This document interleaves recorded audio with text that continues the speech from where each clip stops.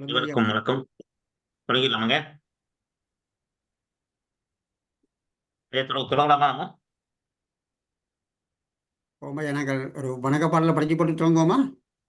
ஐயா வணக்க பாடல் படிச்சு துவங்கலாம். சொல்லுங்க ஐயா, சேவன்றீங்களா? வாரன் give me a minute. நான் அதை on பண்ணோம். நான் சேவனோ? வாரன் இல்லை, நீங்கள் செய்யுங்க, நீங்கள். நான் ஷேர் பண்றேன்.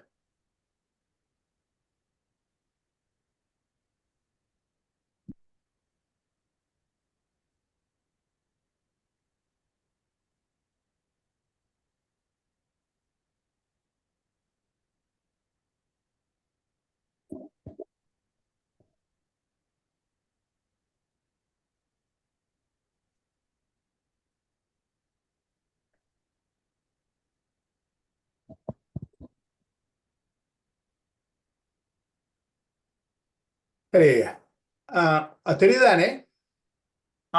தெரியுதுங்கய்யா. வனதேவ ஐயா படிக்கிறீங்களா? ஓம் ஐயா கேக்குதோ? திருச்சிட்டம்பலம். திருச்சிட்டம்பலம். புலியர்கோன் வெப்பொழித்த புகலியர்கோன் களல் போற்றி ஆளிமிசை கல்மிதப்பில் அணைந்த பிரான் அடி போற்றி வாளி திருநாவலூர் வந்தொண்டர் பதம் போற்றி ஊழிமலி திருவாத ஊரர் திரு தாழ் போற்றி ஈராண்டிற் சிவஞானம் பெற்றுயர்ந்த மெய்கண்டார் இணைத்தாள் போற்றி நாராண்ட பல்லடியார் கருள் புரிந்த அருள் நந்தி நற்றாள் போற்றி நீராண்ட கடந்த நகர் மறைஞான சொம்பந்தர் நிழல் தாழ் போற்றி சீராண்ட தில்லை நகர் உமாவதியார் சொம்பதுமத்திருத்தாள் போற்றி அங்கணன் கைலை காக்கும் அகம்படி தொழில்மை பூண்டு நங்குரு மரவிற்கெல்லாம் முதற்குருநாதனாகி பங்கைய துளவும் மாறும் வேத்திரப்படை பொறுத்த செங்கையும் பெருமான் நந்தி சீரடி கமலம் போற்றி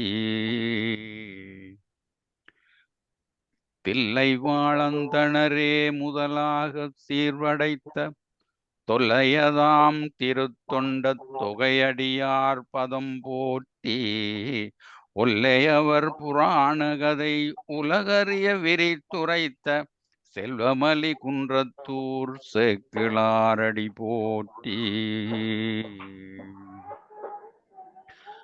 திருவாக்கும் செய்கருமம் கைகூட்டும் செஞ்சொல் பெருவாக்கும் பீடும் பெருக்கும் உருவாக்கும் ஆதலால் வானோரும் ஆனை முகத்தானை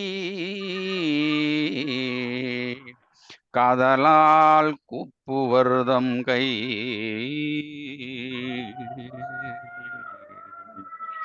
தோடுடைய செவியன் விடையறியோர் தூவன்மதி சூடி காடுடைய சுடலை பொடி பூசியன் உள்ளம் கவர் கள்வன் ஏடுடைய மலரான் முனை நாட்பணிந்தேர்த்த அருள் செய்த பீடுடைய பிரமாபுரமேவிய பெம்மான் இவன் அன்றே. திருச்சிட்டம்பலம். ஐயா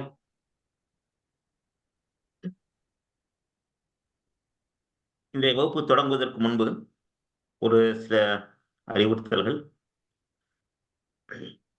போன வகுப்புல சில கேள்விகளை அடியார்கள் கேட்டிருந்தீங்க. மிக்க நன்றி.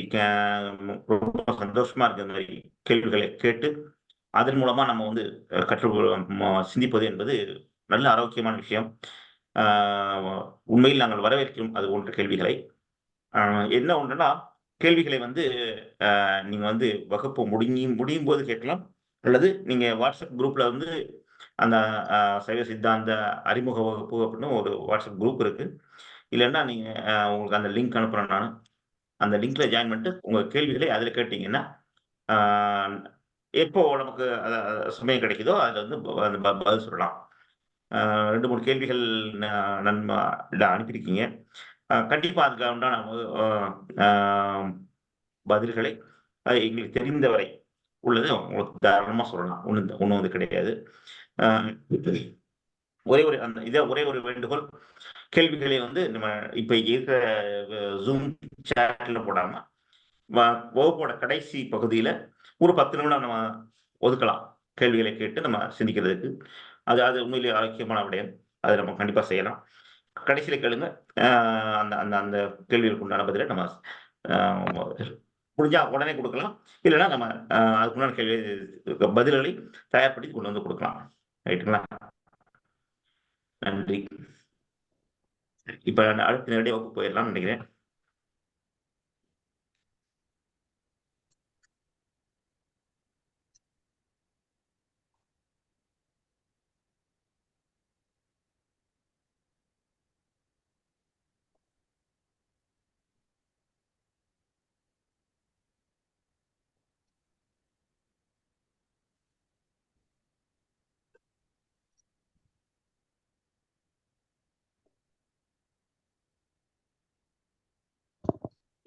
சென்ற வகுப்புல வந்து நம்ம வந்து ஒரு அடிப்படை தத்துவங்களை பத்தி பார்த்துருந்தோம். அடிப்படை கருத்துக்களை பத்தி சிலவற்றை பார்த்துருந்தோம்.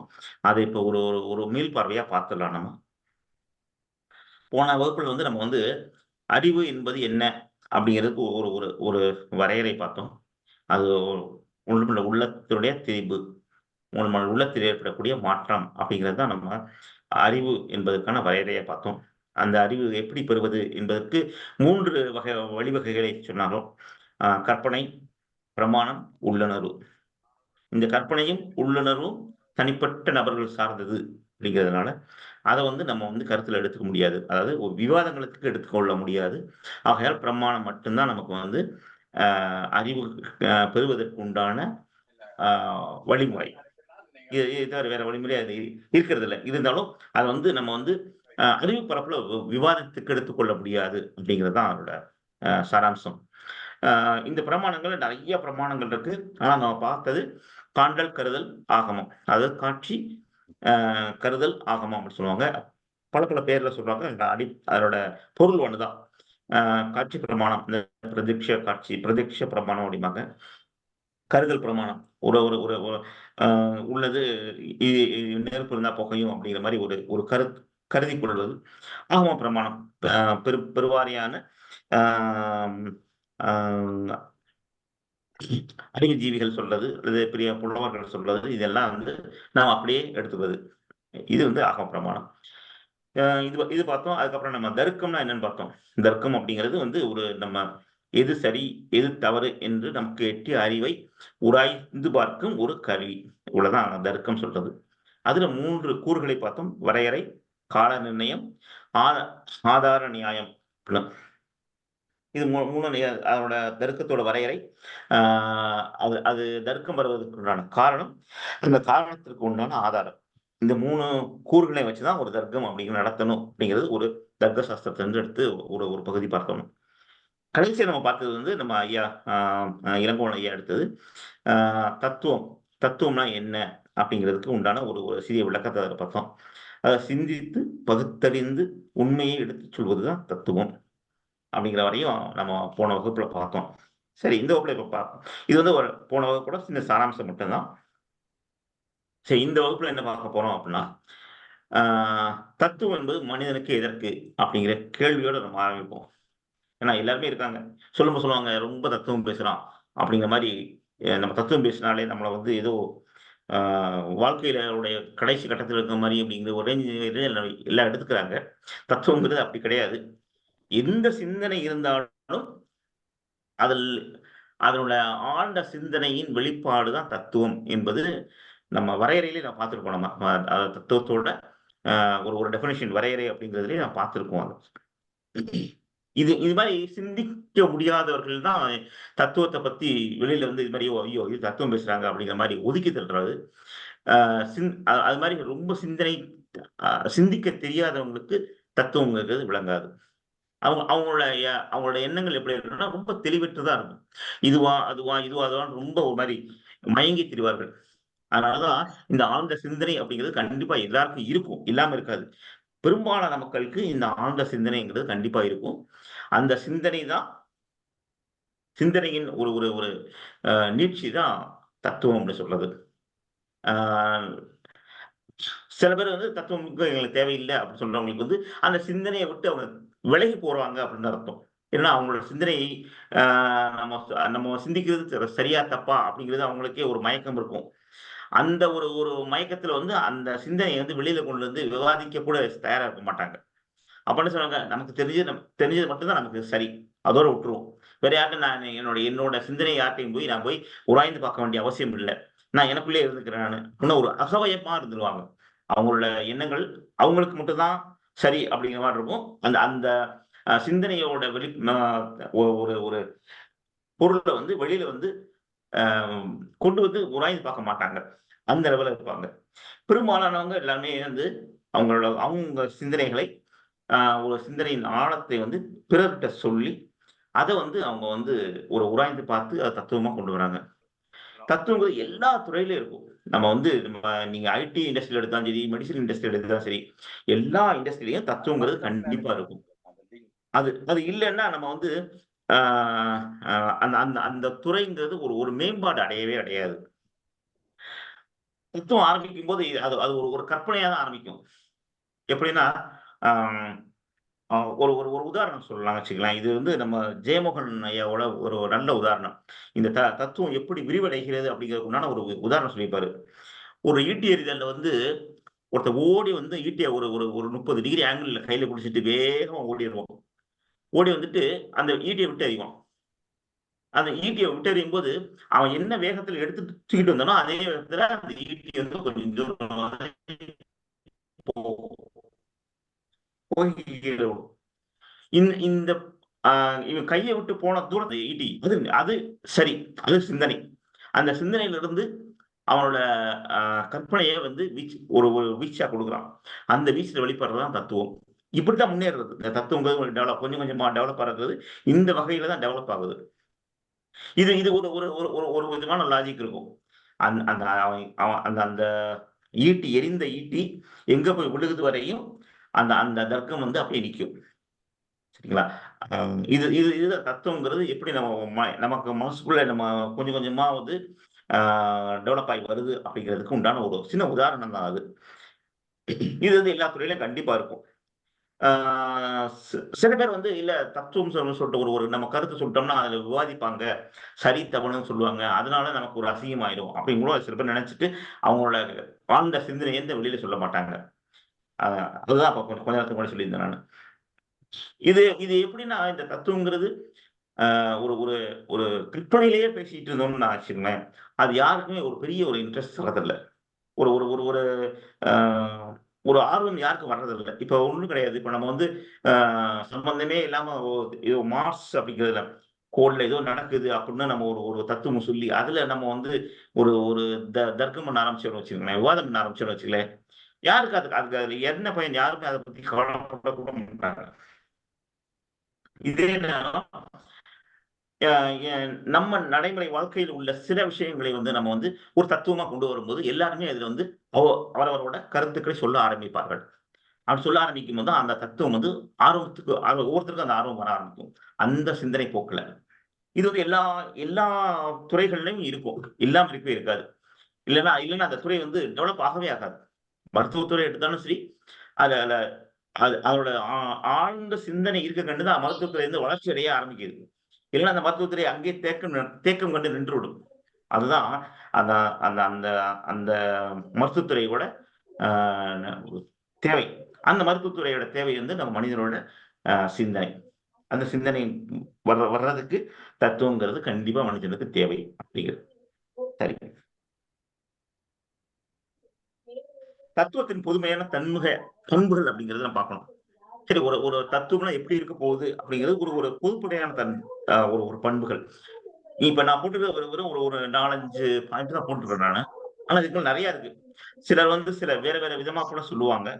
இப்போதைக்கு நான் இதோ இந்த ஒரு 5 பாயிண்டோட நிறுத்திக்கிறேன். ஏன்னா நமக்கு எளிதா நம்ம அதை எடுத்துட்டு போகணுன்றதுக்காக. தத்துவம் அப்படிங்கிறது வெறுமே பொதுமைத்தன்மை உடையது. தட் இஸ் ரொம்ப ஜெனரிக்கா இருக்கும். ஸ்பெசிபிக்கா சொல்றதுல ஒரு சிறப்பியல்பு மட்டும் சொல்றது தத்துவம் கிடையாது. ஒரு பொதுத்தன்மையோட பொது இயல்பை சொல்றதுதான் தத்துவம் அப்படிங்கிறது ஒரு வரையறை. இது ஒரு ஒரு ஒரு ஒரு கருத்து வச்சுக்கோங்க. அப்படியே நம்ம சொல்றோம் இல்லையா, அந்த ஒரு மாதிரி ஹெலிகாப்டர் வியூல பாக்குறது, அந்த தத்துவத்தை வச்சு மொத்தத்துக்கும் நம்ம வந்து அதை பொதுமைப்படுத்தி பார்க்க முடியும். அதுதான் தத்துவம். யாரும் மீட் பண்ணாம இருக்காங்க, தயவு செய்து யாரும் மீட் பண்ணிக்கிறீங்களா? நாய்ஸ் வருது.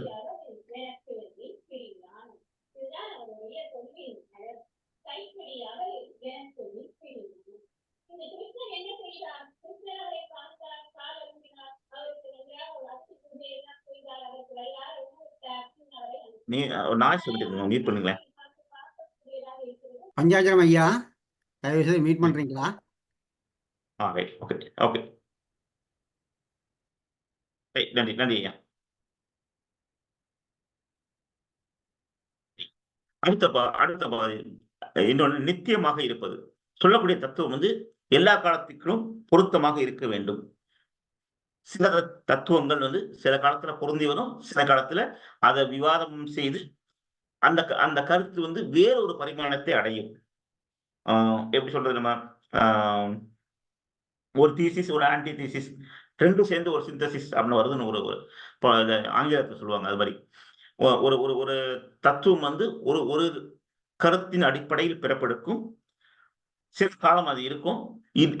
ஒரு ஒரு காலத்துல அந்த தத்துவத்தோட மதிப்பு குறைந்து இந்த தத்துவத்திலிருந்து மற்றொரு ஒரு பரிமாணம் வெளிப்படும்.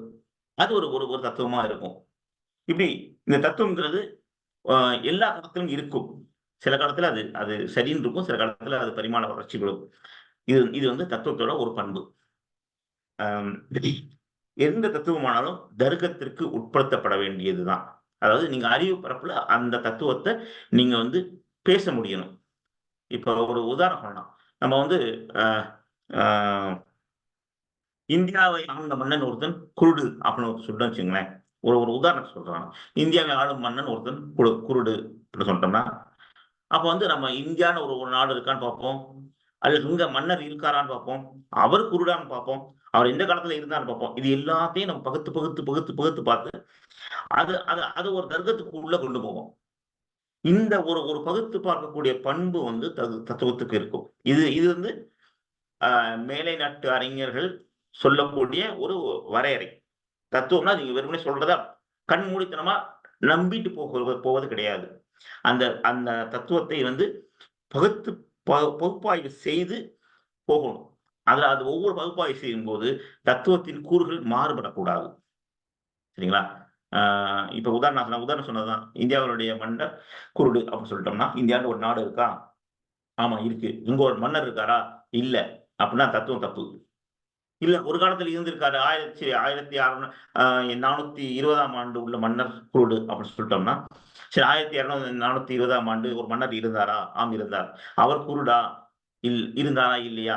இப்ப இதெல்லாம் பகுத்து பார்த்து இது எல்லா ஸ்டேட்மெண்ட்டும் கரெக்ட் அப்படின்னா அந்த தத்துவம் வந்து சரி. இது வந்து அந்த தத்துவத்தை வந்து ஒரு தர்க்கத்துக்கு உட்படுத்த வேண்டியது. இன்னொன்னு, எதிர்மறை விழுமியங்களோடும் கருதுகோளோடும் பாதிக்க வல்லது. இது கொஞ்சம் வார்த்தைகள் கொஞ்சம் தமிழ் படுத்தினால உங்களுக்கு கொஞ்சம் கடினமா தான் மன்னிக்கணும். இது என்ன சொல்றதுன்னா, மற்ற கான்செப்ட் சொல்றேன், மற்ற தத்துவங்களோடும் சில தத்துவ மதிப்புகளோட விழுமியம்னா மதிப்புன்னு சொல்றது, சில மதிப்புகளோடும் ஆல்ரெடி ஒரு தத்துவம் இருந்திருக்குன்னா அந்த தத்துவத்துக்கு உண்டான ஒரு ஒரு ஒரு மதிப்பு ஒரு ஒரு எப்படி சொல்றது, ஒரு ஒரு ஒரு கோட்பாடு இருந்திருக்கும் அந்த தத்துவத்தின் அடிப்படையில். அந்த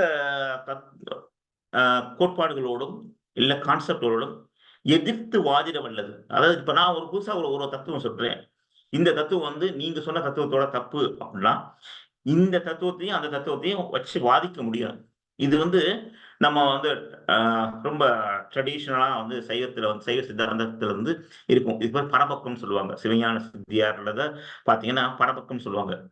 மற்ற பிற கருத்துகளோடு இந்த சைவத்தோட கருத்தை வந்து ஒப்பீடு செய்து பார்க்கிறது. இந்த ஒப்பீடு செய்யறதுனால இது சரி இது தப்பு அப்படின்னு சொல்றது. சரிங்களா? அந்த ஒரு ஒரு எதிர்மறையோட எதிர்மறை கருத்துகளோட விவாதிக்க முடியும் உங்களோட தத்துவத்தை வச்சு. இது ஒரு பொருளாகவோ அல்லது ஒரு கருதுகோளாகவோ இருக்கலாம். கருதுகோளோ கான்செப்ட், ஒரு கான்செப்டோ ஒரு ஒரு ஒரு ஒரு ஒரு ஒரு பொருளை பற்றிய ஒரு ஒரு ஒரு மனிதரை பற்றிய விடயமாக கூட இருக்கலாம். இதெல்லாம் தத்துவத்தோட ஒரு 5 பண்புகள் மட்டும் எடுத்திருக்கேன். நிறைய இருக்கு. ஒவ்வொருத்தரும் ஒவ்வொரு மாதிரி கிளாசிபிகேஷன் கொடுத்துருக்காங்க. நான் பொதுப்படையா ஒரு ஒரு காமனா இருக்கிற ஒரு 5 மட்டும் எடுத்திருக்கேன். ஏன்னா நிறைய பேர் நிறைய சொன்னதுனால, அவங்கவங்கல இருந்து கொஞ்சம் கொஞ்சமா எடுத்து, இவங்கலாம் இதெல்லாம் காமனா எல்லாருமே கிட்டத்தட்ட எல்லாருமே சொல்லியிருக்காங்க. அப்படிங்கிறதுனால இந்த 5 பாயிண்ட்ட மட்டும் முன்னாடி வச்சிருக்கேன் நானு. சரி.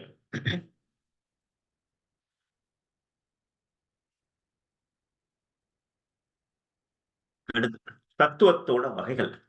தத்துவங்களும் நம்ம பார்த்தோம். நம்ம என்ன பயன்கள் இருக்கு, என்ன ஆ பண்புகள்னு பார்த்துட்டோம்.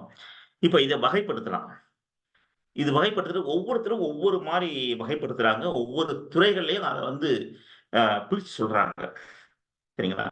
நம்ம வந்து இதுல வந்து ரொம்ப கம்மியா எடுத்திருக்கிறேன் நானு. மெய்ஞானவியல், தர்க்கம் அல்லது வாத தத்துவங்கள், அறநெறி தத்துவங்கள், அறிவு ஆதாரவியல் தத்துவங்கள், மெய்யியல் தத்துவங்கள் அப்படின்னு 5 மட்டும் தான் எடுத்திருக்கேன். ஆனா நம்ம நம்ம லிஸ்ட் போட்டோம்னா 25 வகைகள் வரலாம். இதுல என்னன்னா தத்துவத்தை எந்த கிளாசிபிகேஷன்லயும் நீங்க அடைக்க முடியாது. இது இது இந்த தத்துவம் இதுக்கு மட்டும்தான் அப்படின்னு கிளாசிபிகேஷன் சொல்ல முடியாது. ஏன்னா அதை வந்து வேற பார்வை கோணங்கள்லயும் வேற யாராவது பார்க்கலாம். அதுக்கு அந்த தத்துவத்தோட வகை வேற வகையா கூட அவங்களுக்கு தெரியலாம். இப்போதைக்கு நம்ம வந்து ஒரு ஒரு சின்னதா ஒரு 5 மட்டும் எடுத்து சொல்லலாம். இது ரொம்ப எடுத்தோம்னா ஒரு தத்துவத்துக்கு உண்டான வகுப்பு மாதிரி ஆயிரும். அதனால 5 மட்டும் மேலோட்டமா சொல்லிட்டு போயிடலாம். இன்னொன்னு, இந்த தத்துவ எந்தெந்த துறைகள்ல வந்து அதிகமாக பயன்பாட்டில் இருக்கிறது அப்படிங்கிற ஒரு ஒரு ஒரு ஒரு கேள்வி இருந்தது. அதுக்கு இமானுவேல் காண்ட் அப்படின்னு ஒரு ஒரு ஒரு மேற்கத்திய ஆய்வாளர், அவர் தத்துவ ஆய்வாளர் அவரு. அவர் வந்து பெரும்பாலும் பெரும்பாலும் இந்த 3க்குள்ள வரும். உளவியல், பிரபஞ்சவியல், இறையியல். இந்த 3 துறைகள்ல தான் தத்துவத்தினுடைய தேவைகள் வந்து ரொம்ப அதிகமா நம்ம வந்து பயன்படுத்துறோம். தத்துவம் அப்படிங்கிற ஒரு ஒரு ஒரு ஒரு ஒரு ஒரு கிளாசிபிகேஷன்ல வச்சு நம்ம பண்றது வந்து இந்த 3 துறைகள்ல மட்டும்தான்.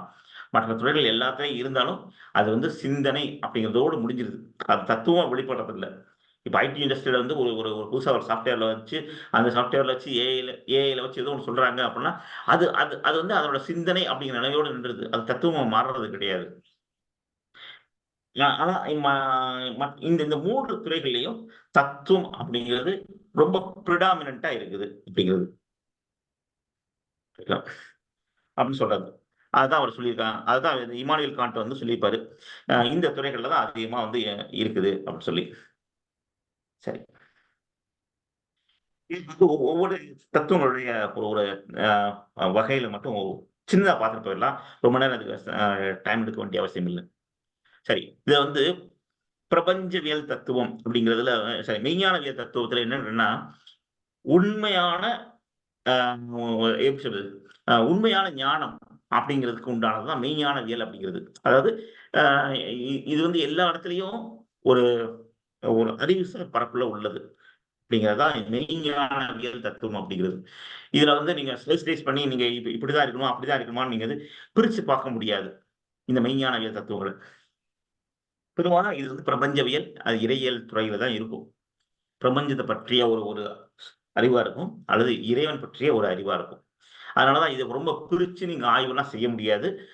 ஒரு சில விஷயங்கள் வரையும் தான் அத எடுத்துட்டு போ முடியும். இது இது மெட்டாபிசிக்ஸ் அப்படிம்பாங்க.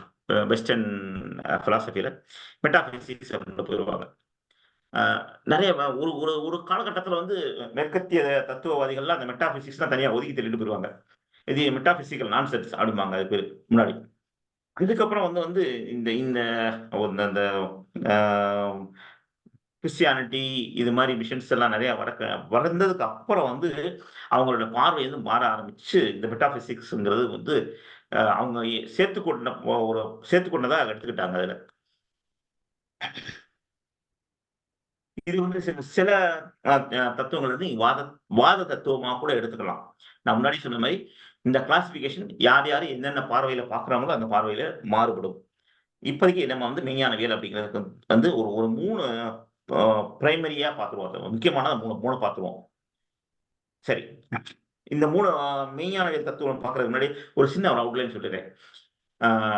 நம்ம வந்து இந்த பிரபஞ்சம் உருவாக என்ன காரணம்? இந்த பிரபஞ்சவியல்ல இருக்கிற தத்துவங்கள் இருக்கிறதுனால நம்ம அதிலிருந்து நம்ம ஆரம்பிக்கணும்.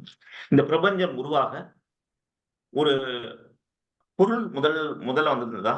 இல்ல அந்த பொருளை ஆக்கக்கூடிய சக்தி என்று ஒன்று முதலில் வந்ததா? அப்படிங்கிற ஒரு கேள்வி. இது தத்துவ பரப்புல கிட்டத்தட்ட எல்லாருமே கேட்கக்கூடிய கேள்வி. பொருள் முதலில் வந்ததா? அந்த அந்த ஆற்றல் அப்படிங்கிறது முதல்ல வந்ததா?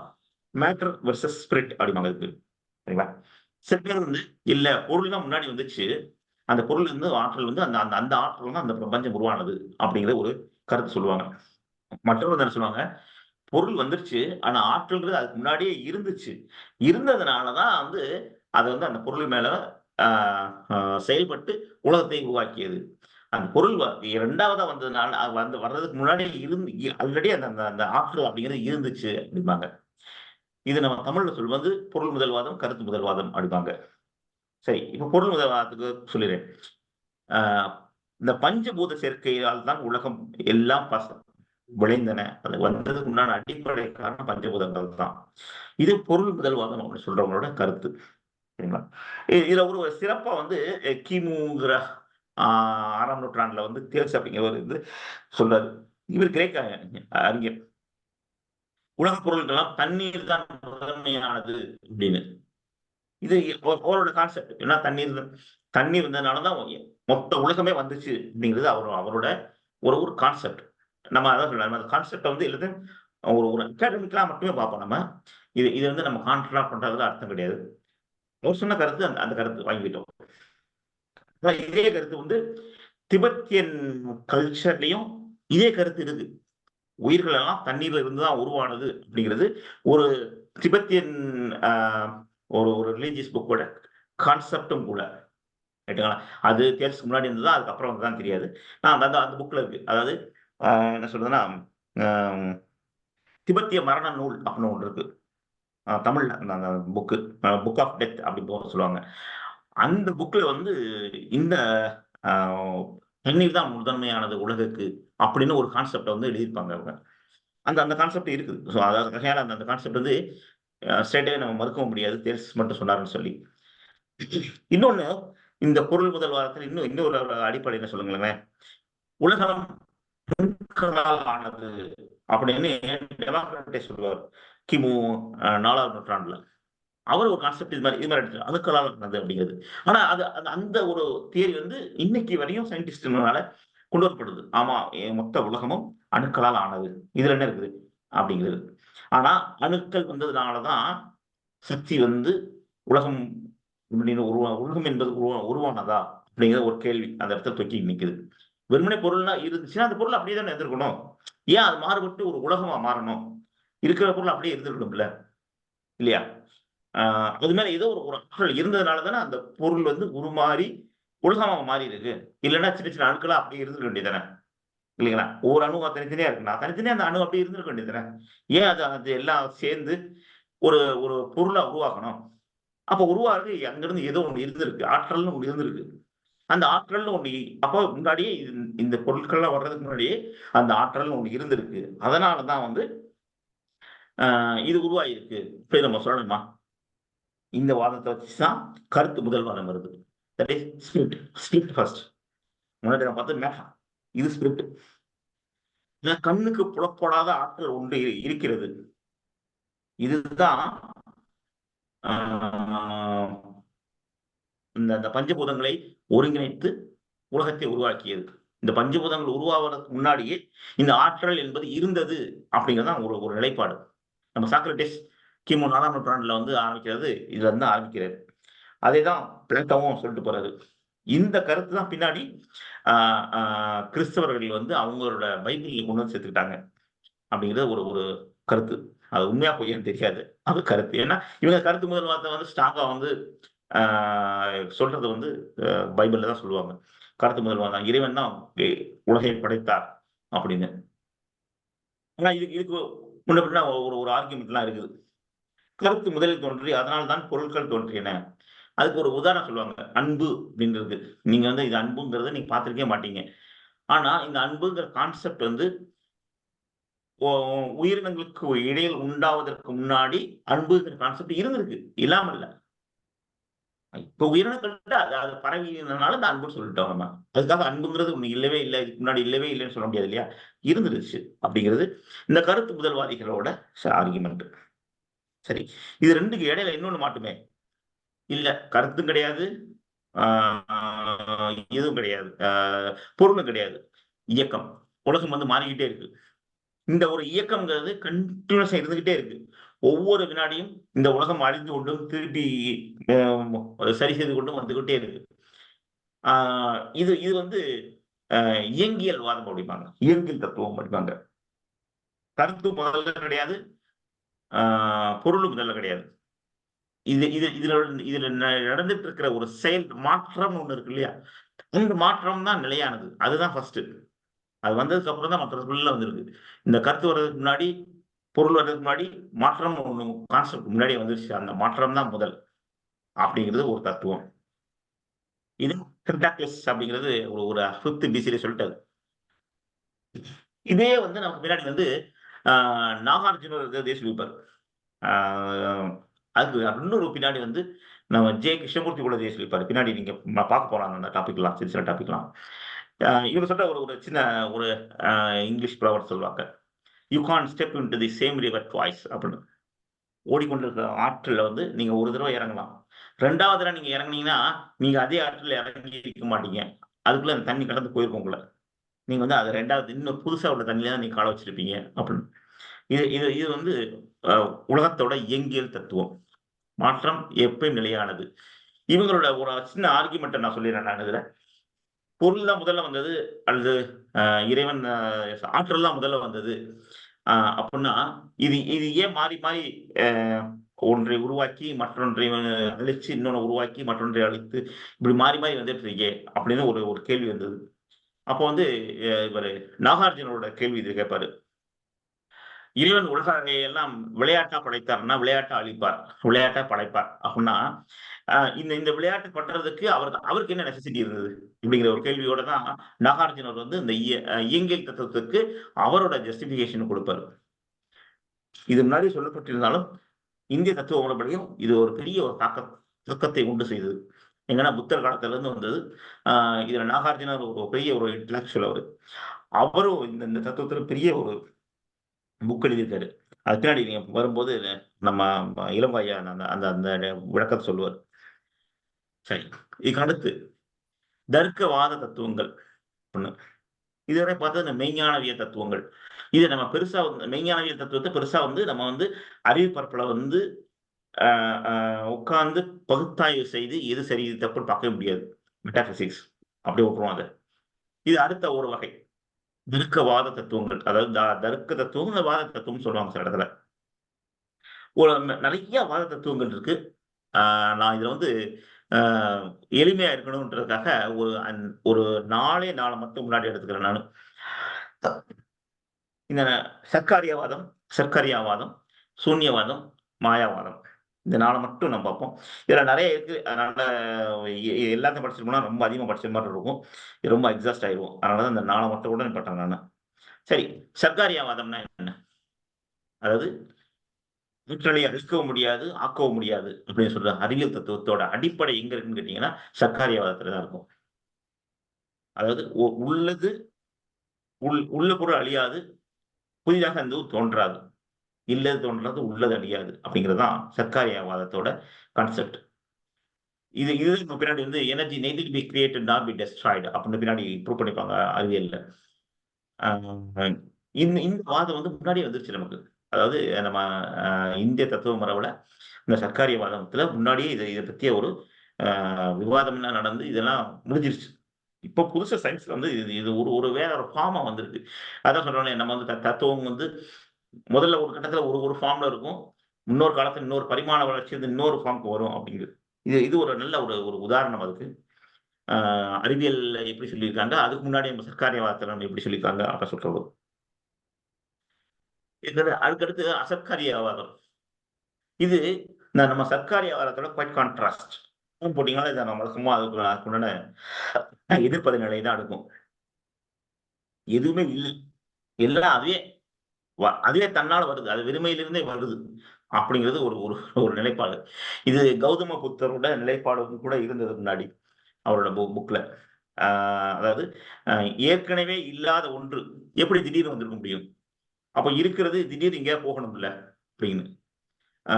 இது இது இன்னொன்று ஒரு ஒரு ஒரு வார்த்தையில இது சொல்லணும்னா நம்ம பாரதியார் சொன்ன மாதிரி தான். பாரதியாரோட ஒரு ஒரு பாடல் ஒன்று இருக்கு. எல்லா பொருளும் இருக்குதுன்னா இல்லாத எல்லா பொருளும் மறைஞ்சிட வேண்டியதானே அப்படின்னு ஒரு ஒரு பாடல் இருக்கு. அந்த பாரதியாரோட கான்செப்ட் கொஸ்டின்ஸும் இதுல வந்து நிறைய வந்து நமக்கு தேவைப்படும்.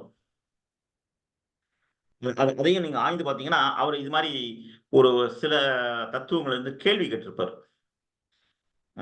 இந்த நிற்பதுவே நடப்பதுவே நீங்கள் எல்லாம் சொப்பனம் தானோ அப்படிங்கிற ஒரு கேள்வி ஒரு பாடல் இருக்கும். அந்த பாடல் பார்த்தீங்கன்னா அவர் அப்படித்தான் கேள்வி கேட்டிருப்பாரு.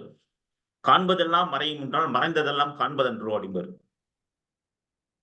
அவரோட பாயிண்ட் வந்து ரொம்ப நல்ல ஒரு ஒரு ஒரு இன்டராக்ஷன் கொஸ்டினா இருக்கும். நீங்க அது வந்து அவர் வந்து ஆக்சுவலா வந்து இந்த மாயாவாதத்துல இருந்து அந்த கேள்வி எழுப்பியிருப்பாரு. ஆனா அது அசர்க்காரியவாதத்துக்கும் பொருந்தும். எப்படிங்கன்னா மறைந்ததெல்லாம் காண்பதெல்லாம் மறைந்ததுன்றோம். இருக்கிறதெல்லாம் இல்லைன்னு சொன்னா டக்குன்னு ஒரு நாள் இந்த பில்டிங் இல்லாம வரும்ல, திடீர்னு பில்டிங் வரணும்ல அப்படின்னு அவரோட தாக்கம் அந்த அளவுக்கு இருந்திருக்கும். அதை ஒரு ஒரு உதாரணத்துக்காக சொல்றேன்.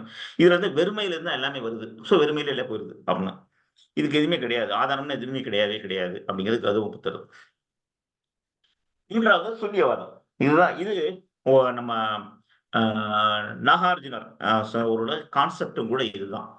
அதாவது மாறிக்கிட்டே இருக்கும், எதுவுமே நிரந்தரமா கிடையாது. அதுதான் அவரோட பாயிண்ட்.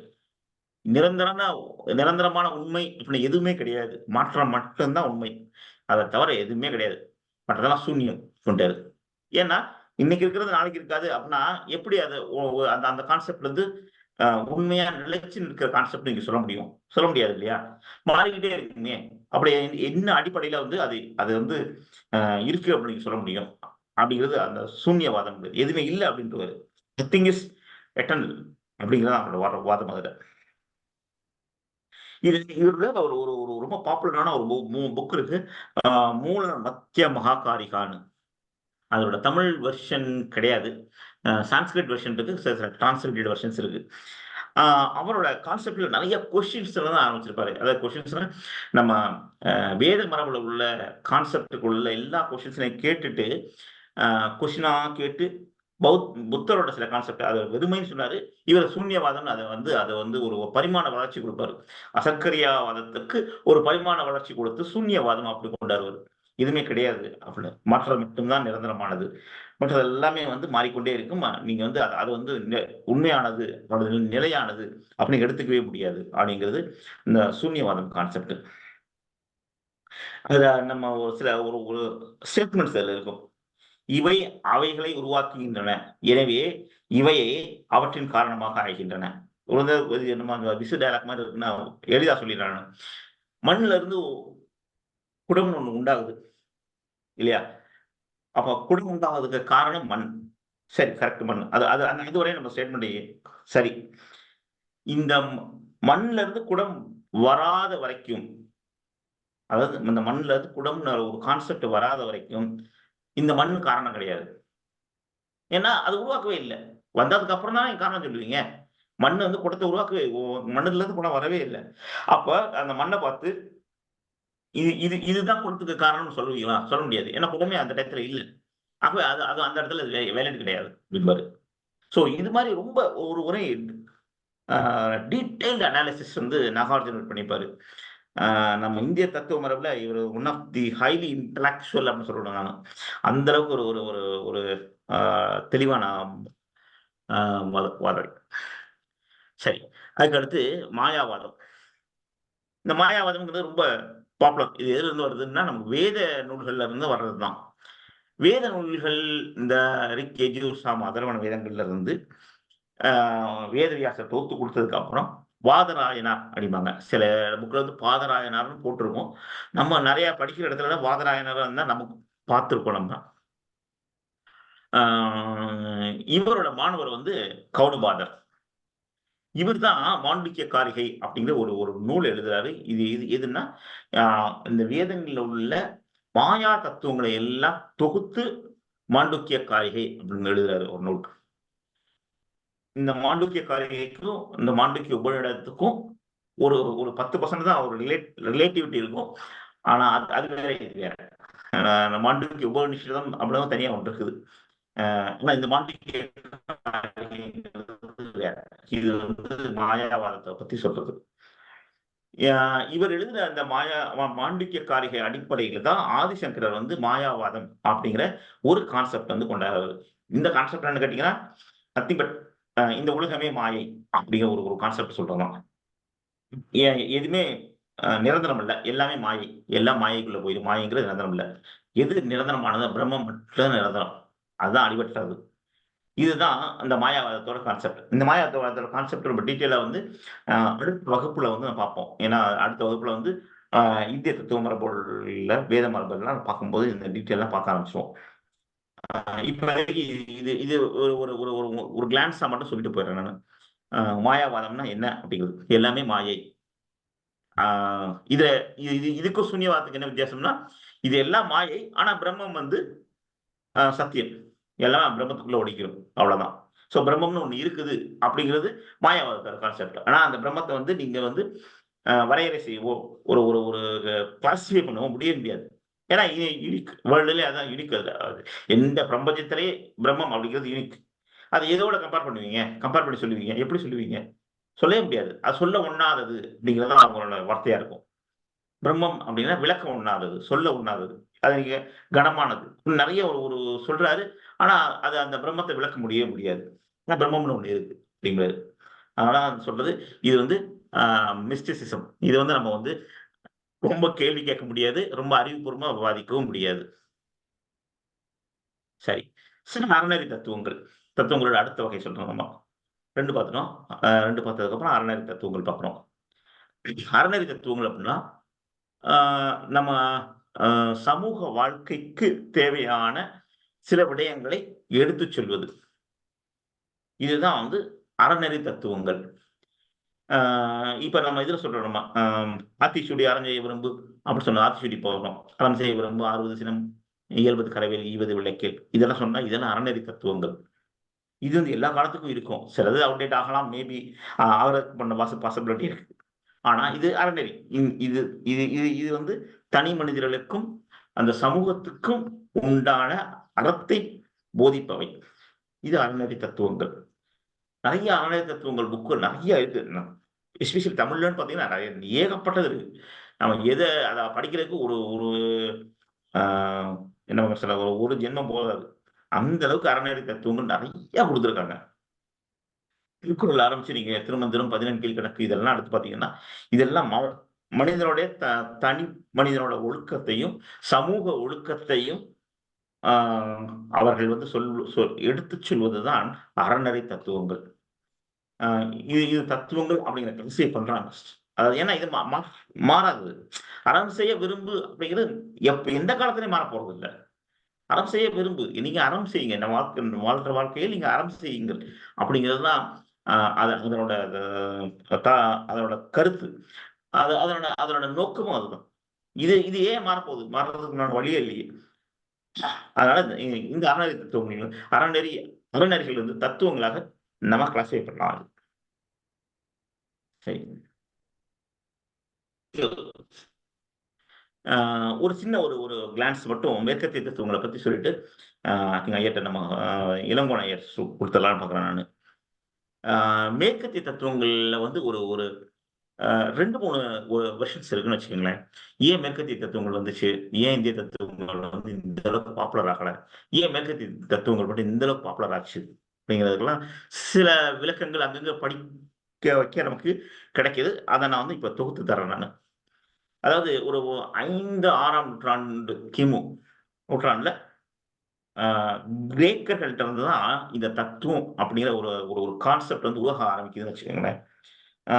இது எந்த அடிப்படையில் இருக்குன்னா, கிரேக்கம் வந்து ஒரு ஒரு அடிமை சார்ந்த ஒரு பொருளாதாரத்துல இருந்து, அதாவது இந்த ஏகாதிபத்திய பொருளாதாரத்துல இருந்து கொஞ்சம் கொஞ்சமா மீட்சி அடைய தொடங்கும் போது, அப்போ வந்து இந்த நடைமுறை வாழ்க்கைக்கு தேவையான சில தத்துவங்கள் அங்க பிறக்க ஆரம்பிக்குது.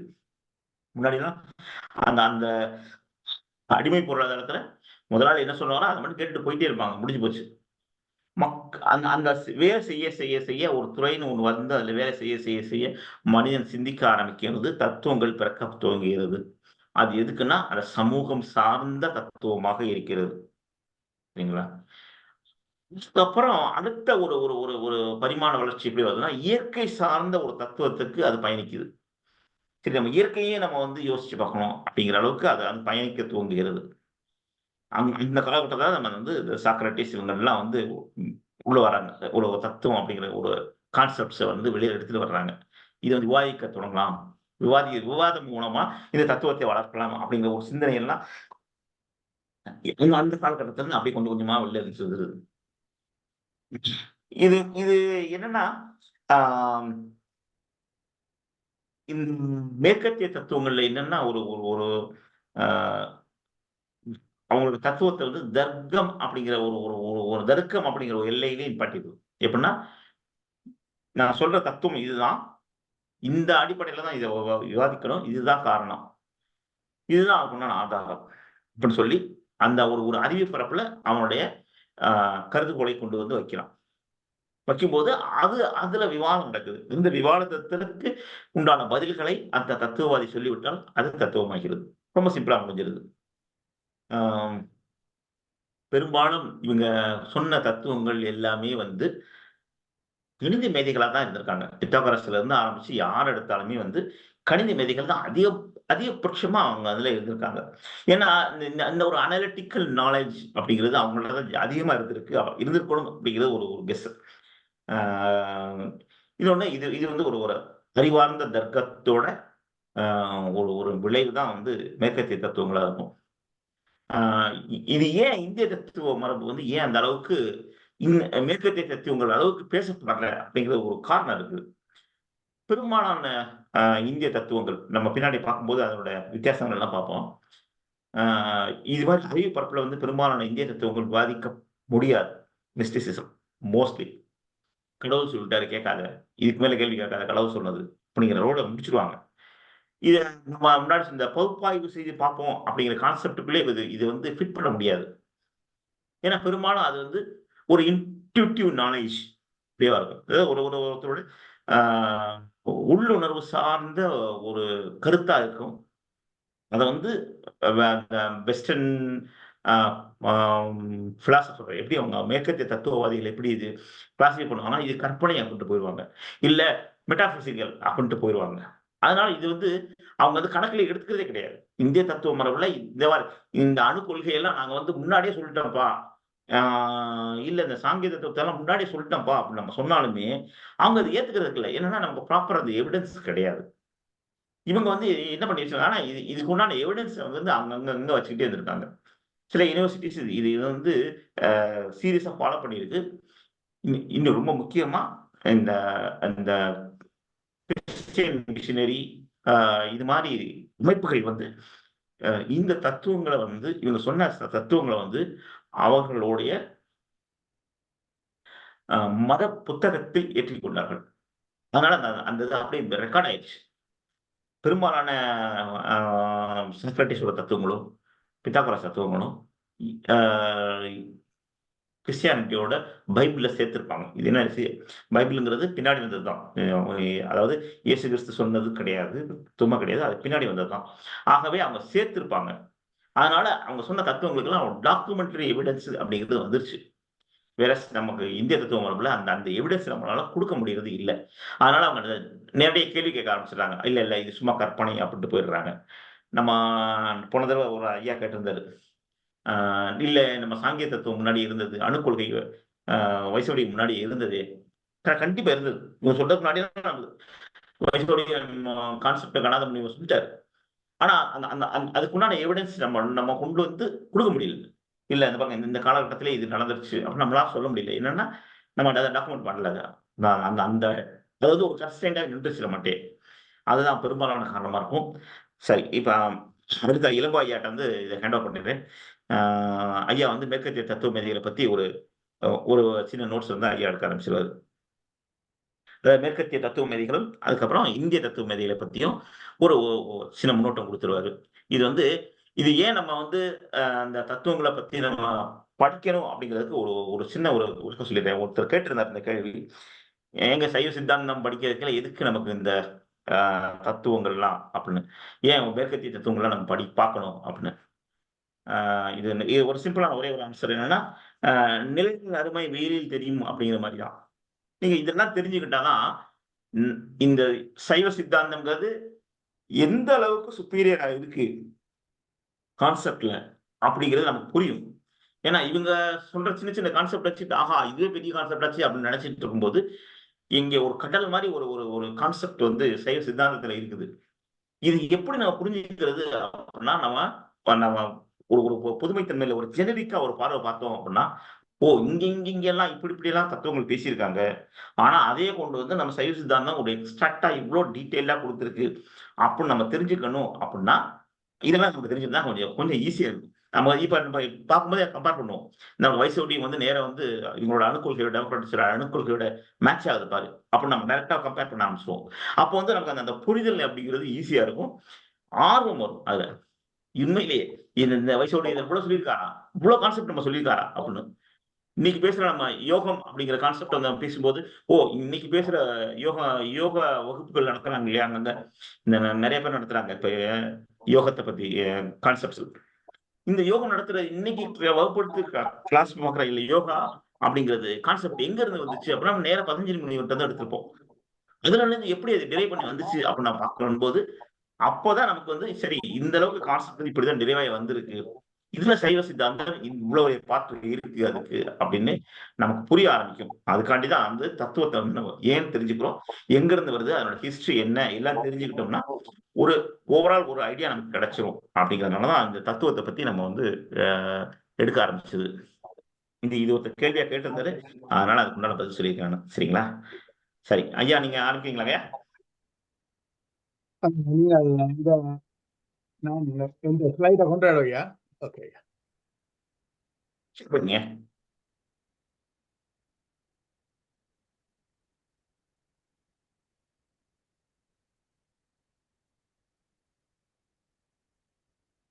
வணக்கம் எல்லோருக்கும். இன்று நாங்கள் ஐயா சொன்னது போல சில மேற்கத்திய தத்துவ மேதைகளை பற்றிய ஒரு ஒரு அறிமுகமும், பின்பு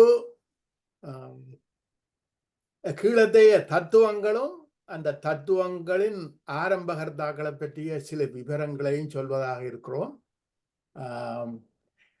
முதலாக மேற்கத்திய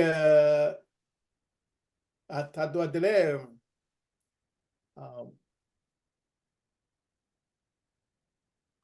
ரேனா டேகார்ட் பற்றி சொல்லுவோம்.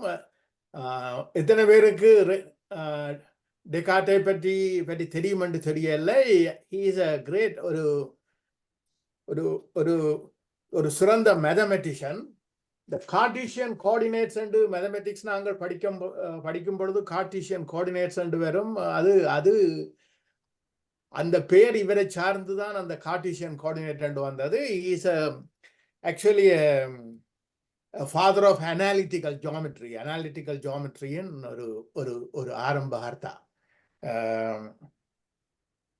அப்ப அவரனுடைய அந்த சிந்தனை போக்குக்கு எல்லோரும் தாங்கள் எந்த எந்த ஃபீல்ட்ல இருந்து வருகிறோம் என்றதை பொறுத்துத்தான் அவர்களுடைய சிந்தனைகளும் அவர்களுடைய தாட்ஸும், அதாவது சிந்தனைகளும் ரிசர்ச்சும் அதை ரிஃப்ளெக்ட் பண்ணும். அப்ப அவற்றை இன்குவாரிக்கு mathematics is actually paramount to his inquiry. அவர் அதை செய்யும் பொழுது அவருடைய ஒரு famous statement, I think therefore I am. അതിന്റെ കരുത്ത് என்னென்றால் the very act of thinking, நான் அந்த சிந்திப்பதென்ற அந்த ஆக்டே என்னுடைய எக்ஸிஸ்டன்ஸுக்கு ஒரு எவிடன்ஸ், அதாவது அதொரு எவிடன்ஸ் உண்டு. அவர் என்னென்றால்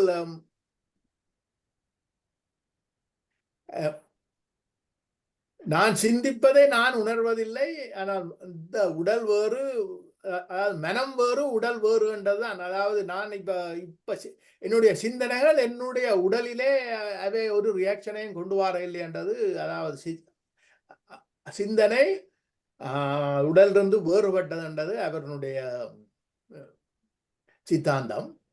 மற்றது நாங்கள் செய்யும் ஒவ்வொரு செயலிலும் சிந்தனை இருக்கிறது. சிந்தனை இல்லாமல் நாங்கள் ஒன்றும் செய்வதில்லை. ஏதோ நாங்கள் ஒரு ஆட்டோமேட்டிக்கலியா இப்ப இதுல இருந்து புறப்பட்டு நாங்கள் கடைக்கு போவதாக இருந்தாலும் இந்த போறதுக்கு முதல் இந்த வழியாகத்தான் போறோம். இப்ப கார் எடுத்துக்கொண்டு போனாலும் இந்த இதுல மெட்ட ரோட்ல திரும்பி போறதோ அதுக்கு அடுத்தது திரும்பி போறோம் என்று சிந்தித்து கொண்டுதான் நாங்கள் அதை செய்வோம். அதாவது எந்த செயலையும் சிந்தனை உண்டு என்பது அவருடைய வாதம். மற்றது மனிதனுக்கு இருக்கும் சக்திகளில் மிக வலிமையானது சிந்தனை என்றவர் சொல்கிறார். மற்றது என்ன சொல்கிறார் என்றால், அவர்களுடைய சிந்தனைகள் கடந்த காலத்து, அதுக்கு முந்தைய காலத்து, அதாவது அந்த ப்ரிசிடன்ஸ், அதுக்கு முந்தையது, அதாவது அரிஸ்டோட்டலுடைய சிந்தனைகள். மற்றது ஸ்டாக்கிசம் என்று சொல்றது கிரேக்கத்தில் இருந்தது. அதாவது இன்ப துன்ப நிலை கோட்பாடுகள். அதுகள்ல இருந்தும் அவர் தன்னுடைய சிந்தனைகளை அதுகள்ல இருந்தும் படித்தெடுத்து தான் அவருடைய சிந்தனைகள் வந்தன.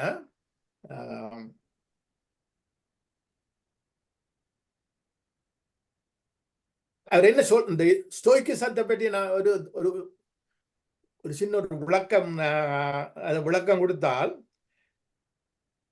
புறச்சூழல்கள் அளிக்கும் பாதிப்பே வாழ்க்கையை தீர்மானிக்கும் மையம், அது பெரும் சக்தி. ஆகவே புறச்சூழல்களை எதிர்கொள்வதே மேலான வாழ்வுக்கு வழி என்றும் பாதிட்ட கிரேக்க தத்துவ கொள்கை. அந்த கொள்கையே இவர் எடுத்து தன்னுடைய சிந்தனைகளை எடுத்து தன்னுடைய கருத்துக்களை சொல்கிறார். அதுக்கு அடுத்ததாக நாங்கள் இப்பொழுது பார்க்க போறது பெர்ட்ராண்ட் ரசல். எத்தனை பேர் பெர்ட்ராண்ட் ரசலை பற்றி எத்தனை பேருக்கு தெரியும் என்று தெரியல. ஆனால் ஒரு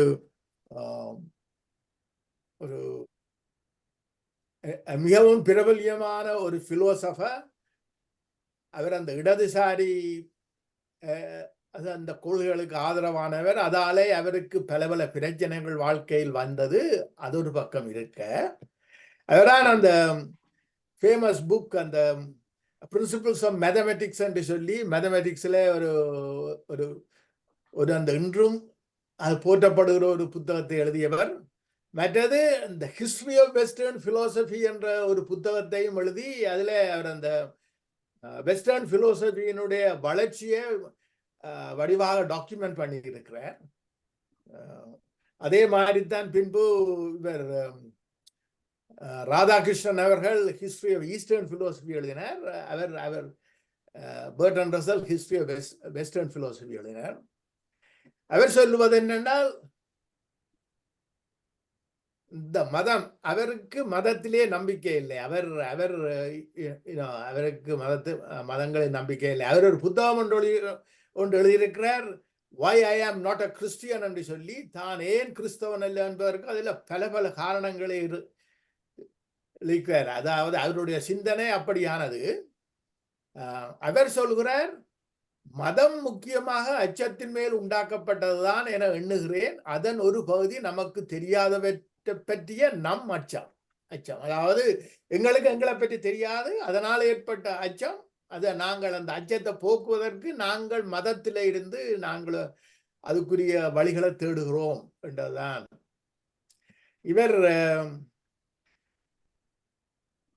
இவர் கையாண்ட அந்த பகுப்பார்வு முறைகள், அதாவது அனலிட்டிக்கல் மெத்தட்ஸ், இன்றைய ஆய்வுலகத்தை வழிநடத்துகின்றன. இந்த சமயத்திலிருந்து தத்துவத்தை விடுவித்த நவீன சிந்தனையாளர்களில் பெர்ட்ரண்ட் ரசலும் ஒருவர். ஒன்று, அவர் இன்னொரு ஸ்டேட்மெண்ட் ஒன்று மேக் பண்ணியிருக்கிறார். நேரில் பார்த்து கொள்ளக்கூடிய விடயங்களை கூட தர்க்க அறிவு பயன்படும் என்று கருதுவது பெரும் பிழை. அதாவது தர்க்கத்தை தேவையில்லாமல் பாவியாதையும் கொண்டுதான் அவருடைய சிந்தனை. நேரே நாங்கள் ஒரு மாட்டை கண்டால் அது மாடு என்று சொல்லுகிறோம், அது மாடா ஆடா என்று சொல்லி அதை ஏன் தர்க்கத்துக்குள்ளாக்குகிறீர்கள் என்பதுதான் அவருடைய கேள்வி.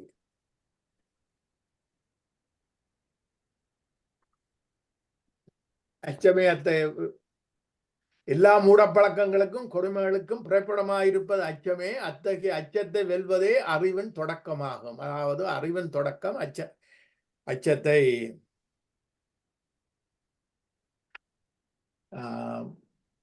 அது பெர்ட்ரண்ட் ரசலினுடைய தத்துவம் சிந்தனையும்.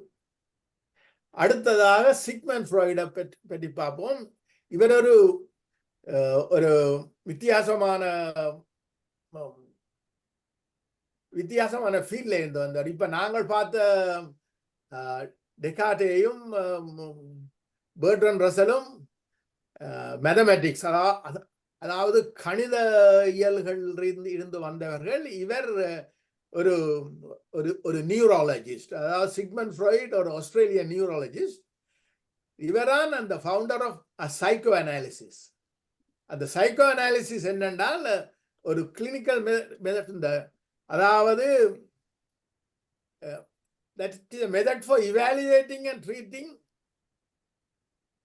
a pathology seen as originating from conflicts in psyche. அதாவது எங்களுடைய மனத்திலே இருக்கிற அந்த சிக்கல்கள், உளைச்சல்கள், அதுகளை அனலைஸ் பண்ணி அதுகளை ஆராய்ந்து அதுகளுக்கு என்ன மாதிரி இது கொடுக்கலாம், தீர்வு கொடுக்கலாம் என்பதை அப்படியான ஒரு தியரியை, அப்படியான ஒரு ஃபீல்டை ஆரம்பித்து வளர்த்தவர். அவர் அந்த ஒரு ஹியூமன் மைண்டை ஒரு எங்களுடைய இத மனத்தை மூன்றாக பிரிக்கிறார். ஒன்று கான்சியஸ் மைண்ட், அதாவது உணர்வு மனம். மற்றது ப்ரீ கான்சியஸ் மைண்ட், மற்றது சப்கான்சியஸ் மைண்ட், அது அன்கான்சியஸ் மைண்ட் என்று மூன்றாக அவர் அதை பிரித்திருக்கிறார்.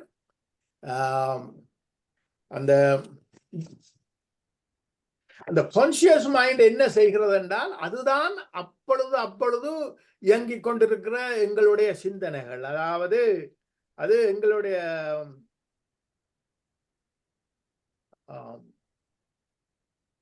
உணர்வு மனம் எங்களுடைய converts all mental processes of which we are aware of. அந்த நேரத்திலே எங்களுடைய சிந்தனைகள், எங்களுடைய அதாவது அனாலிசிஸ் எல்லாத்தையும் செய்வது இந்த கான்சியஸ் மைண்ட்.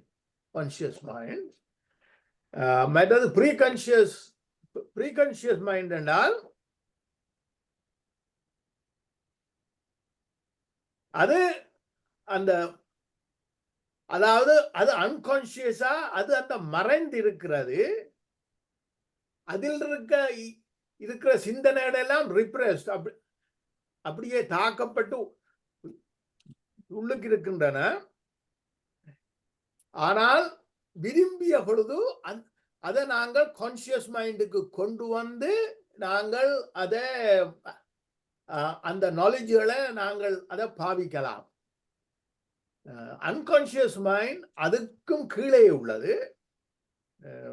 அதுலதான் எங்களுடைய அந்த ஃபீலிங்ஸ்கள், மற்றது எங்களுடைய ஏர்ஜஸ், எங்களுடைய உந்தல்கள், மற்றது எங்களுடைய மெமரிகள், எங்களுடைய இதுகள் என்ன எல்லாம் அந்த அந்த அன்கான்சியஸ் மைண்ட்லேயே தான் தங்கி இருக்கிறது.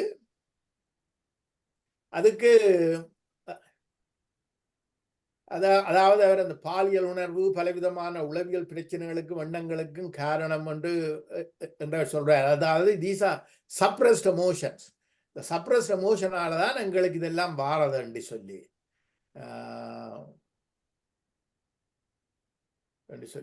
அதுக்கு ஒரு சின்ன ஒரு அதை இந்த ஒரு மாடல், ஃப்ராய்டின் மாடல் ஆஃப் மைண்ட் இதுதான் அது. அப்ப அந்த அவர் அதுல என்னென்னால் நான் அந்த இதுல முதல் பார்த்தால் அவர் அந்த மனித குண இயல்புகளை மூன்றாக பிரிக்கிறார். அதாவது உணர்வால் உந்தப்படும் இயல்பு, அதை ஈட்,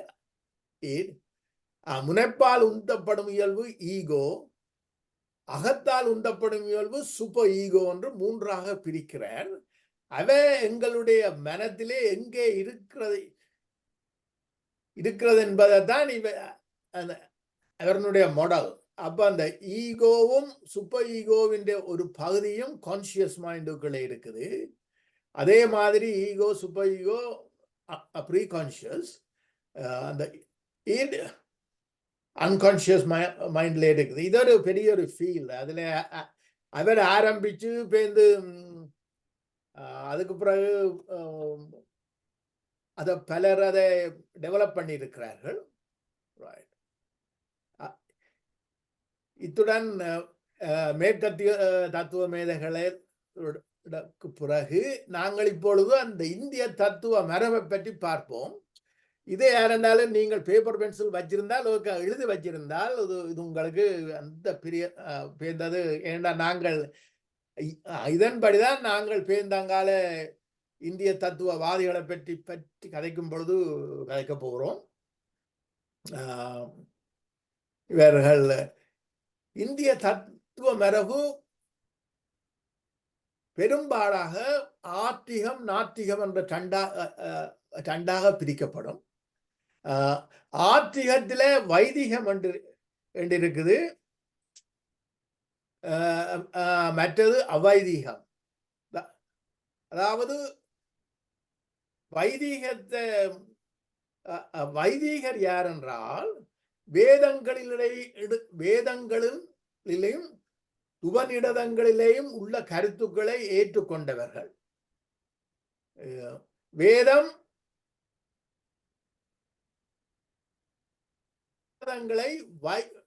வேதாந்தம் என்று சொல்வார்கள். ஒவ்வொரு வேதத்துக்கும் அது அதின் முடிவான கருத்துக்களை சொல்வது உபநிடதங்கள்.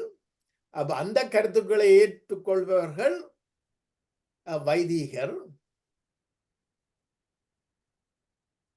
அவைதீகர் அந்த கருத்துக்களை ஏற்றுக்கொள்ளாதவர்கள். அவர்கள் வேறு ஒரு வகை தத்துவ கோட்பாடுகளை முன்வைக்கிறார்கள். நாத்திகர் என்பவர்கள் கடவுள் இல்லை என்பவர்கள். அது ஆசீவகம், நிகண்டாவாதம், பூதவாதிகள் என்று சொல்லி. இப்ப வைதிகருக்குள்ள வேதாந்திகள், சித்தாந்திகள், யோக மதத்தினர், சாங்கியர், நையாயிகர், மீமாம்சம் அதுக்குள்ளே வருகிறார்கள். அந்த ஆறும் அவைதிகத்துக்குள்ள வைத்துக்கள உலகாயுதர், சமணர், பௌத்தர். இது மற்றது நாத்தியத்துக்குள்ளே மற்றது ஆசீவம், நிகண்டவாதம், பூதவாதம். இந்த மூன்றும் இதை நாங்கள்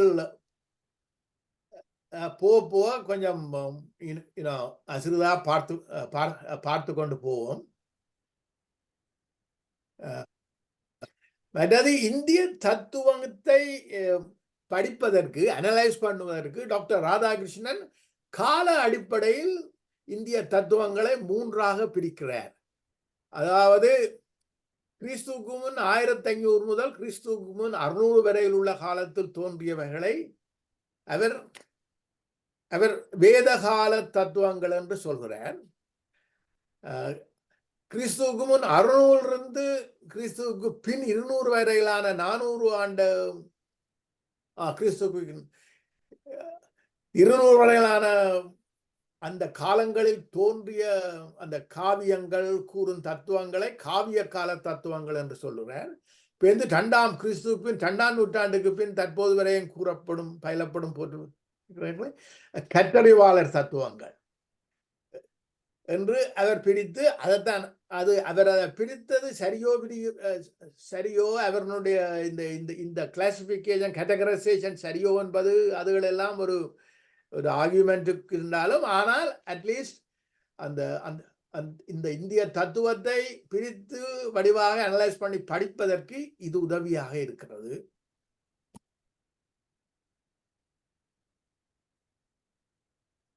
இந்த மேற்கத்திய தத்துவத்துக்கும் இந்திய தத்துவத்துக்கும் இடையில உள்ள வேறுபாடுகளை ஒரு பார்ப்போம்.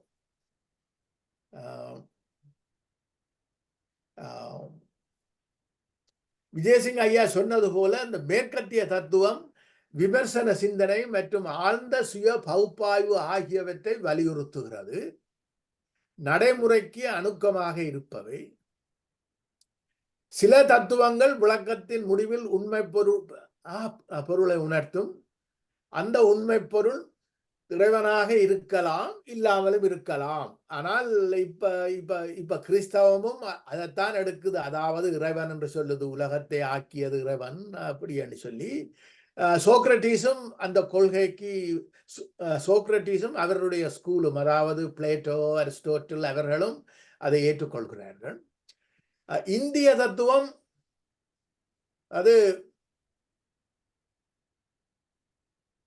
பெரும்பாலும் அதின் உண்மை பொருள் இறைவனை காண்பது. இறைவனை தான் அதின் உண்மை பொருள். அது முன்னோர்கள் வேதங்கள் அல்லது செல்வாக்கும் இல்ல மத பிரமுகர்களால் முன்வைக்கப்பட்ட கருத்துகளின் தொகுப்பாகத்தான் அந்த இந்திய தத்துவம் ஆரம்பிக்குது. இந்த தத்துவங்கள் டெவலப் பண்ணக்குள்ள நாங்கள் ஒன்றை பார்க்கணும். ஒரு தத்துவத்தில், அதாவது வேதங்கள் எழுதப்பட்ட பொழுது அதெல்லாம் புதிதாக ஆக்கப்பட்ட கொள்கைகள் அல்ல, அது தத்துவங்கள் அல்ல. அதுக்கு முதல் இருந்ததே வியாசர் அதை எடுத்து கோடிஃபை பண்றது, அதாவது எல்லாத்தையும் அவர் அந்த தொகுத்தது. அதே மாதிரி பின்பு வந்தவர்களும் அந்த தத்துவத்தை எடுத்து அதிலிருந்து டெவலப் பண்ணதுதான் அவர்கள் செய்தது. அப்ப அவர்கள் அதை எடுத்து டெவலப் பண்றார்கள். அது பெரும்பாலும் இறையியல் சம்பந்தமானது என்பதுதான். மற்றது தீசம், அதாவது உண்மை பொருளை ஏகாந்துவ அடிப்படை துவங்கி, அதாவது இப்ப ஒரு அறிவு சார்ந்த ஒரு ஆராய்ச்சியில தான் இது தொடங்கி பேர்ந்து அது அது அது கடைசியா இறை தத்துவங்கள்ல கொண்டு போய் விடும். அடிப்படையை தொடங்கி தத்துவ விளக்கத்தில் எடுத்துக்கொண்டு செல்லும். இதுதான் மேற்கத்திய தத்துவத்துக்கும் இந்திய தத்துவத்துக்கும் இடையில இருக்கிற வேறுபாடுகள்.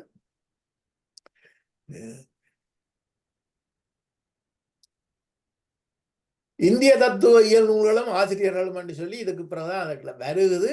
இதுக்குள்ள நாங்கள் அந்த முந்தையே நீங்கள் அந்த பார்த்திருக்கிறீர்கள். அதாவது இப்ப இதுல வேதாந்திகள், சாங்கியன், நையாயியர்கள் அப்படி அந்த சொன்னது போல இதுலயும் 6 முதன்மையான தரிசனங்கள் அல்லது தத்துவங்கள் உள்ளது இந்திய மெய்யல்ல. அதுகளினுடைய இந்த விளக்கங்கள் உங்களுக்கு பின்பு வார லெக்சர்ஸ் இதுல கிளாஸஸ்ல விவரமாக சொல்லப்படும். இப்போதும் அதில் சிலவற்றை நாங்கள் தொட்டு காட்டுகிறோம். சாங்கியம் எனும் தத்துவத்தின் ஆசிரியர் கபிலர். அவர் நியாயம் தத்துவத்தை நிறுவியவர் கௌதமர். வைசேஷிகம் என்னும் பட்டறிவு தத்துவத்தின் ஆசிரியர் கணாதர். யோகம் என்ற தத்துவத்தின் ஆசிரியர் பதஞ்சலி. சரி, மீமாம்சம் என்னும் தத்துவத்திற்கு ஆசிரியர் ஜைமினி. வேதாந்தம் என்னும் உபநிடதங்களை அதை தொகுத்தவர் வேதாந்தம் அதை தொகுத்தவர் வியாசர். இந்த 6 தத்துவங்கள் அல்லது 6 தரிசனங்கள் உள்ளன. இதில் முதல் 5 இந்த முதல் இருக்கிற 5லையும் சாங்கியம், நியாயம், வைசேசியம், யோகம், மீமாம்சம் அதுகள்ல 5லையும் பிரமம் என்ற சொல் இல்லை. பிரமம் என்ற சொல்லு வேதத்துல தான் வருகிறது. அதாவது 6ஆவதுல தான் அந்த பிரமம் என்று சொல்லு வந்து அது வளர்ந்து அதை டெவலப் பண்ணுகிறார்கள். இப்பொழுது சாங்கியத்தை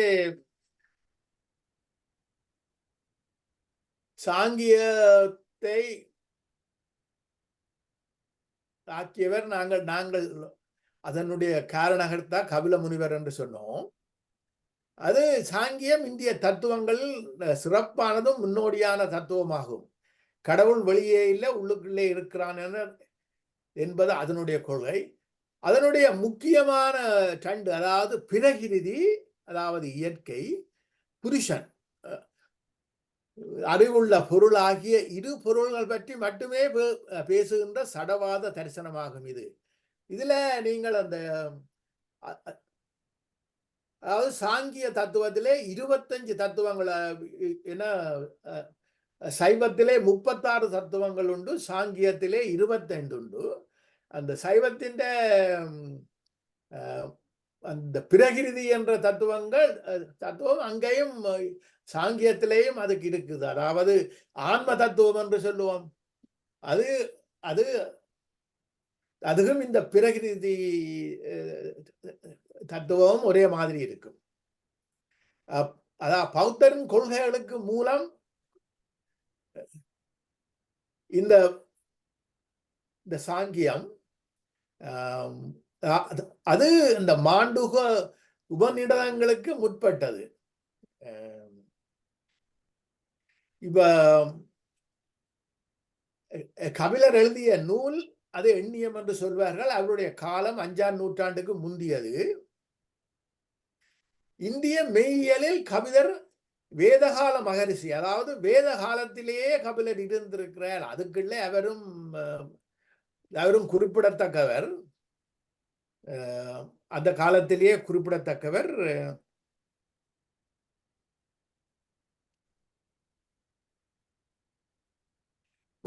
சாங்கியம் 3 பிரமாணங்களை, அதாவது அளவுகளை கொண்டு தன்னுடைய தத்துவத்தை ரீசன் அவுட் பண்ணுது. அதாவது பிரதியட்சம், அதாவது காட்சி, அனுமானம் மற்றும் ஆப்த வாக்கியம், அதாவது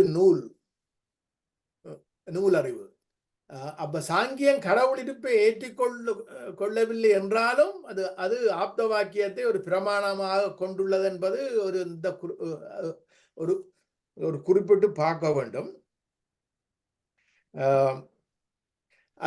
அதனுடைய அந்த சாங்கிய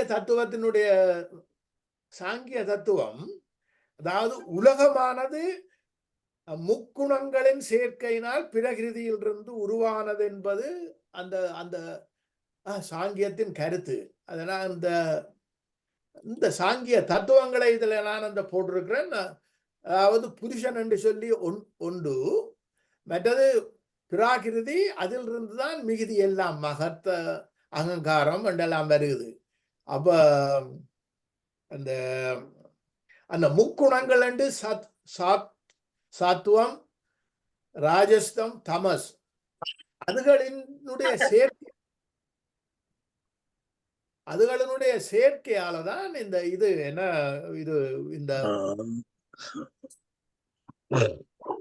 ஐயா அவரை நீங்களும்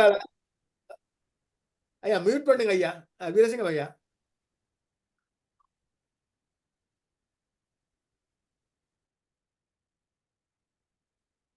ஓகே, மியூட் பண்ணிட்டேன்.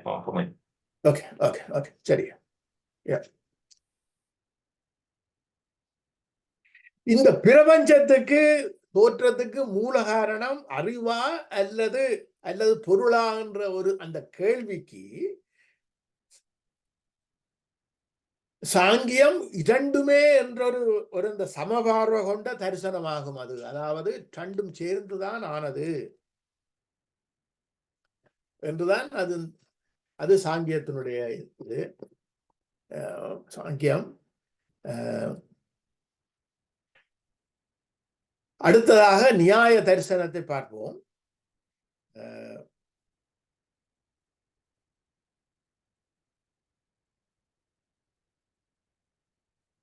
இதில் இந்த இந்த இந்த இந்த தரிசனத்தின் ஆரம்பகர்த்தா அட்சபாதர், அதாவது அவர் அட்சபாதர் என்று சொல்றது. அவரை கௌதம முனிவரன்னு சொல்வார்கள். கௌதம முனி அட்சபாதர் அவரை அப்படின்னு சொல்வார்கள்.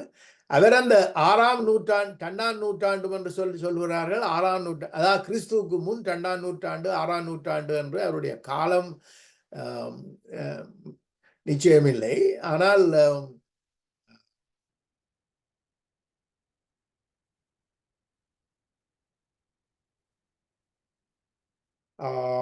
அது அந்த அந்த நியாய தரிசனம் இந்திய தத்துவவியலுக்கு தந்தவை முக்கியமானவை. அளவையியல், அதாவது ஏரணம் சொல்றது அளவையியல் லாஜிக்கும், மற்றது எபிஸ்டிமாலஜி, அதாவது அறிவாராய்ச்சியையும் அது அது அது அந்த இந்திய தத்துவ ஆராய்ச்சிக்கு தந்திருக்கிறது.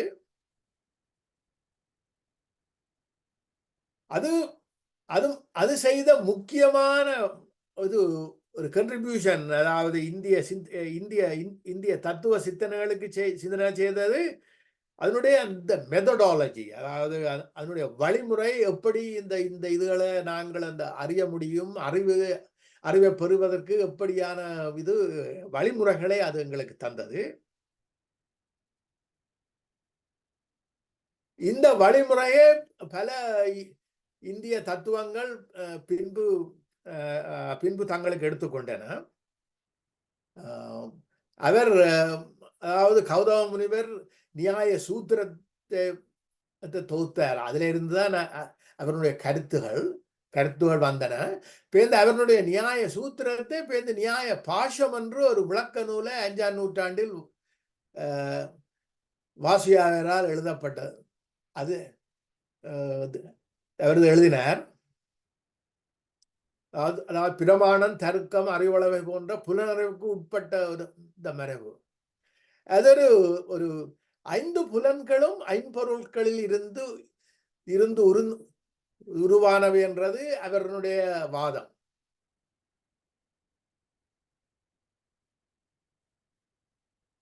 உடல், ஆத்மா, புலன் என்பது அறியப்படும் பொருள்,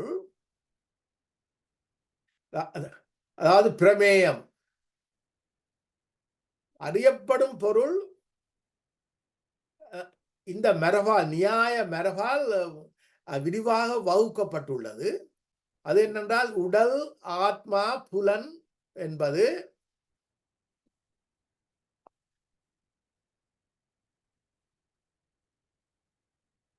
அறியப்படும் பொருட்கள். அறிவு, மனம், செயல், விளைவு, துயரம், துயர நீக்கம், இவை அறிவடு பொருளின் தோற்ற நிலைகள். ஆனால் இவற்றில் சில சேதனம், அதாவது புலப்படும், சிலவை சில புலப்படாது, அதாவது அசேதனம் என்று சொல்வார்கள்.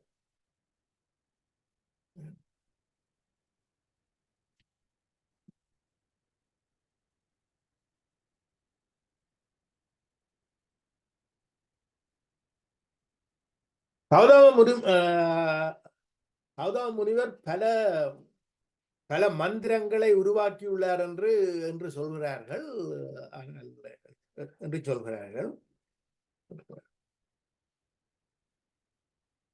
அடுத்ததாக நாங்கள் பார்க்க போவது வைசேடியம், அதன்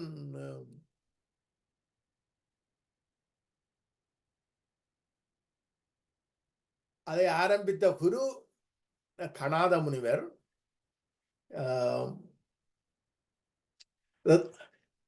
அணு தத்துவம் பேசும் வைசேஷியம் தரிசனத்தை முறைப்படுத்தி இயற்றியவர் கணாத முனிவர் ஆகும். நாங்கள் முன்பு கதை பேசும் பொழுது விஜயசிங் ஐயா சொல்லும் பொழுது அந்த அணு தத்துவத்தை பற்றி பேசும் பொழுது டெமோக்ரிட்டிஸ் என்று சொல்லி ஒரு கிரேக்க ஞானி, அதாவது இந்த 6ஆம் நூற்றாண்டிலே இருந்த இந்த கிரேக்க ஞானி அதை பற்றி பேசியதாக சொன்னார். அதையும் இந்த இதுலயும் இருக்குது. அவருடைய காலத்துக்கு முந்தியவர் கணாத முனிவர் என்பது ஒரு அனுமானம். அந்த அணுக்கள் இரட்டத்தன்மை கொண்டன. மற்றது கோள வடிவம், காலம், இடம்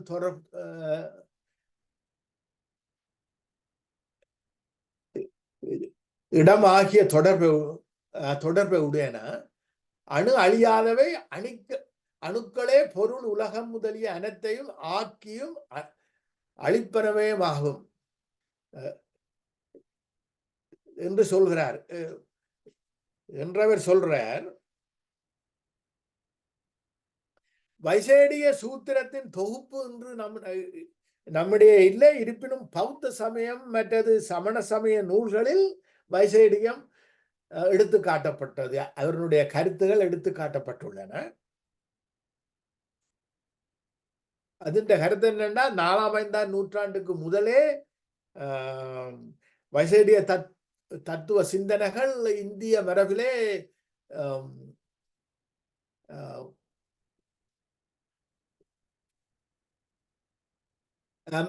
மரபிலே இருந்திருக்கின்றன. அது வைசேடியம் என்ன சொல்றது என்றால், இந்த உலகம் ஒரு புதியதொரு தோற்றம். அணுக்களின் சேர்க்கையால் உலகம் உருவாகிறது. சேர்க்கை சிதைவதால் உருவம் அழிகிறது. அணுக்கள் அழிவில்லாதவை, நிலையானவை. அழிந்த உலகம் மீண்டும் சேர்க்கையால், அதாவது உலகம் தோன்றி அழியும் என்று சொல்றார். அழிந்த உலகம் மீண்டும் அணுக்களின் சேர்க்கையால் உருவாகிறது.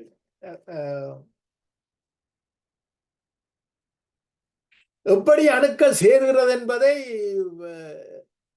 கணாத முனிவர் எப்படி சொல்கிறார் என்றால், அணுக்கள் ஒன்றோடொன்று சேர்ந்து இரட்டை அணுக்கள் ஆகின்றன.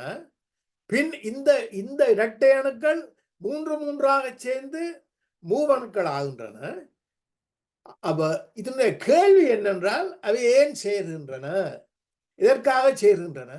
அதுக்கு அவர் கொடுக்கும் விளக்கம், இது அதிர்ஷ்டத்தால் நடக்கிறது. This is a chance occurrence. இது என்பதுதான் அவருடைய அவர் அதுக்கு தரும் காரணம். மற்றது அணுக்கத்துக்கு 2 நிலைப்பாடு உண்டு. இங்க சொன்ன மாதிரி இரட்டத்தன்மை, அதாவது 2 நிலைப்பாடு. ஒன்று சலனம் என்று இருத்தல், மற்றது இயங்குதல்.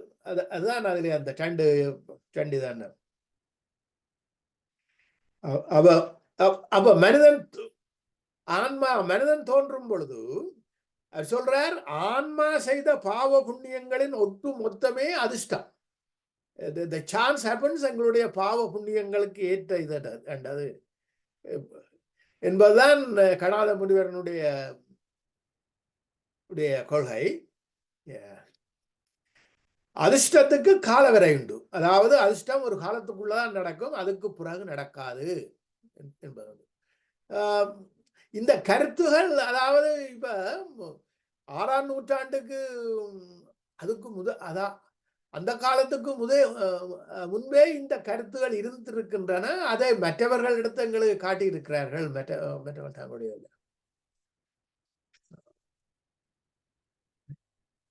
அடுத்ததாக நாங்கள் யோக தரிசனத்தை பார்ப்போம். நேரம் ஒரு மாதிரி லேட்டா போய்கொண்டு இருக்குது.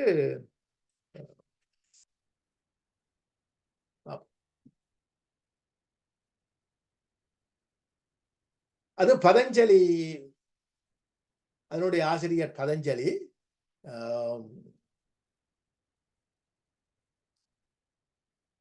ஞான சாதனங்களின் துணை கொண்டு மீண்டும் நம்மிடமிருந்து ஆன்மாவை பக்குவமாக இறையோடு ஒன்றிணைக்கும் பெருங்கடும் முயற்சி, பயிற்சி என்ற யோக சாதனை ஒன்றே உண்மையான உறுதியான வழியாகும். அதாவது ஆன்மாவை இறையோடு சேர்க்கும் இது. அப்ப இதந்த இறை நம்பிக்கை உள்ள ஒரு தத்துவம். இவரது காலம் கிறிஸ்துவுக்கு முன் 2வது. இது அவர் அந்த யோக தரிசனத்தை அதாவது பதஞ்சலி தான் தொகுத்தவர். யோக தரிசனத்தை சாங்கியத்தின் ஒரு நீட்சி என்று சொல்லலாம், நீட்சி என்றலாம்.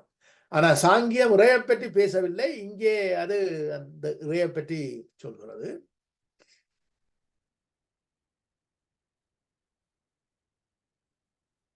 மற்றது கடோப உபனிஷத்திலே யோகத்தின் தத்துவ குறிப்புகள் உண்டு. அதன் கருத்து என்னென்றால்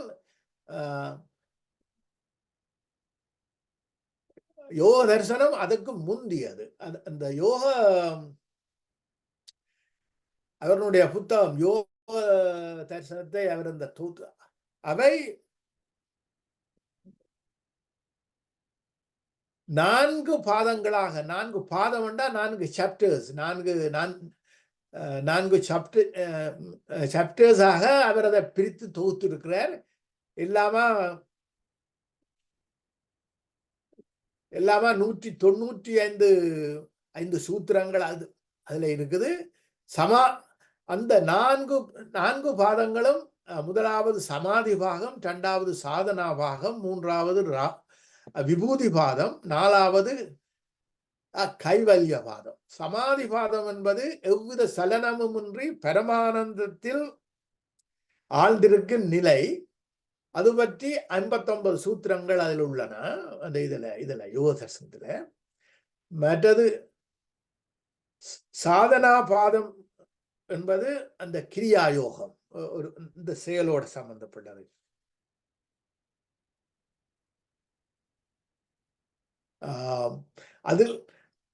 அது 55 சூத்திரங்கள். அதுல இந்த ராஜயோகம், அஷ்டாங்க யோகம், பக்தி யோகம், கர்ம யோகம், ஞான யோகம் என்று அதுக்குள்ளேயே சாதனா யோகத்துல இருக்குது. மற்றது விபூதி பாதம், அது மேன்மை நிலை, அதுல 55 சூத்திரங்கள். கைவல்யவாதம் அது மோன நிலை, அதாவது இறுதியில் அடையும்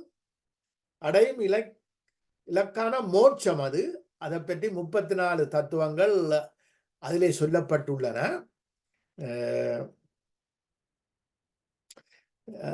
அந்த விபூதிவாதம் யோக பயிற்சி மூலம் கிடைக்கும் உயர்ந்த ஆற்றல்களையும் அவற்றை அடைவதற்கான வழிமுறைகளையும் சொல்வதுதான் அந்த விபூதிவாதம். இதிலே மோட்சத்தை அடைவதற்கு எப்படி யார் உதவி செய்கிறார்கள் என்றதுக்கு அவர் பதஞ்சலி சொல்கிறார். அதாவது இதுல என்ன சாங்கியத்தின் நீட்சி என்று சொன்னோம். சாங்கியத்திலே 24 தத்துவங்கள் இருப்பதாக சொன்னோம். அதாவது புருஷன் என்று சொல்லி இவர் பதஞ்சலி அதுக்கு ஒரு அடிஷனலாக ஒரு தத்துவத்தை கொடுக்கிறார். அதாவது மோட்சத்தை அடைவதற்கு புருஷனுக்கு ஈஸ்வரன் உதவுகிறார் என்று சொல்கிறார். அதாவது 25ஓட 26 தத்துவங்களே அவர் சொல்கிறார்.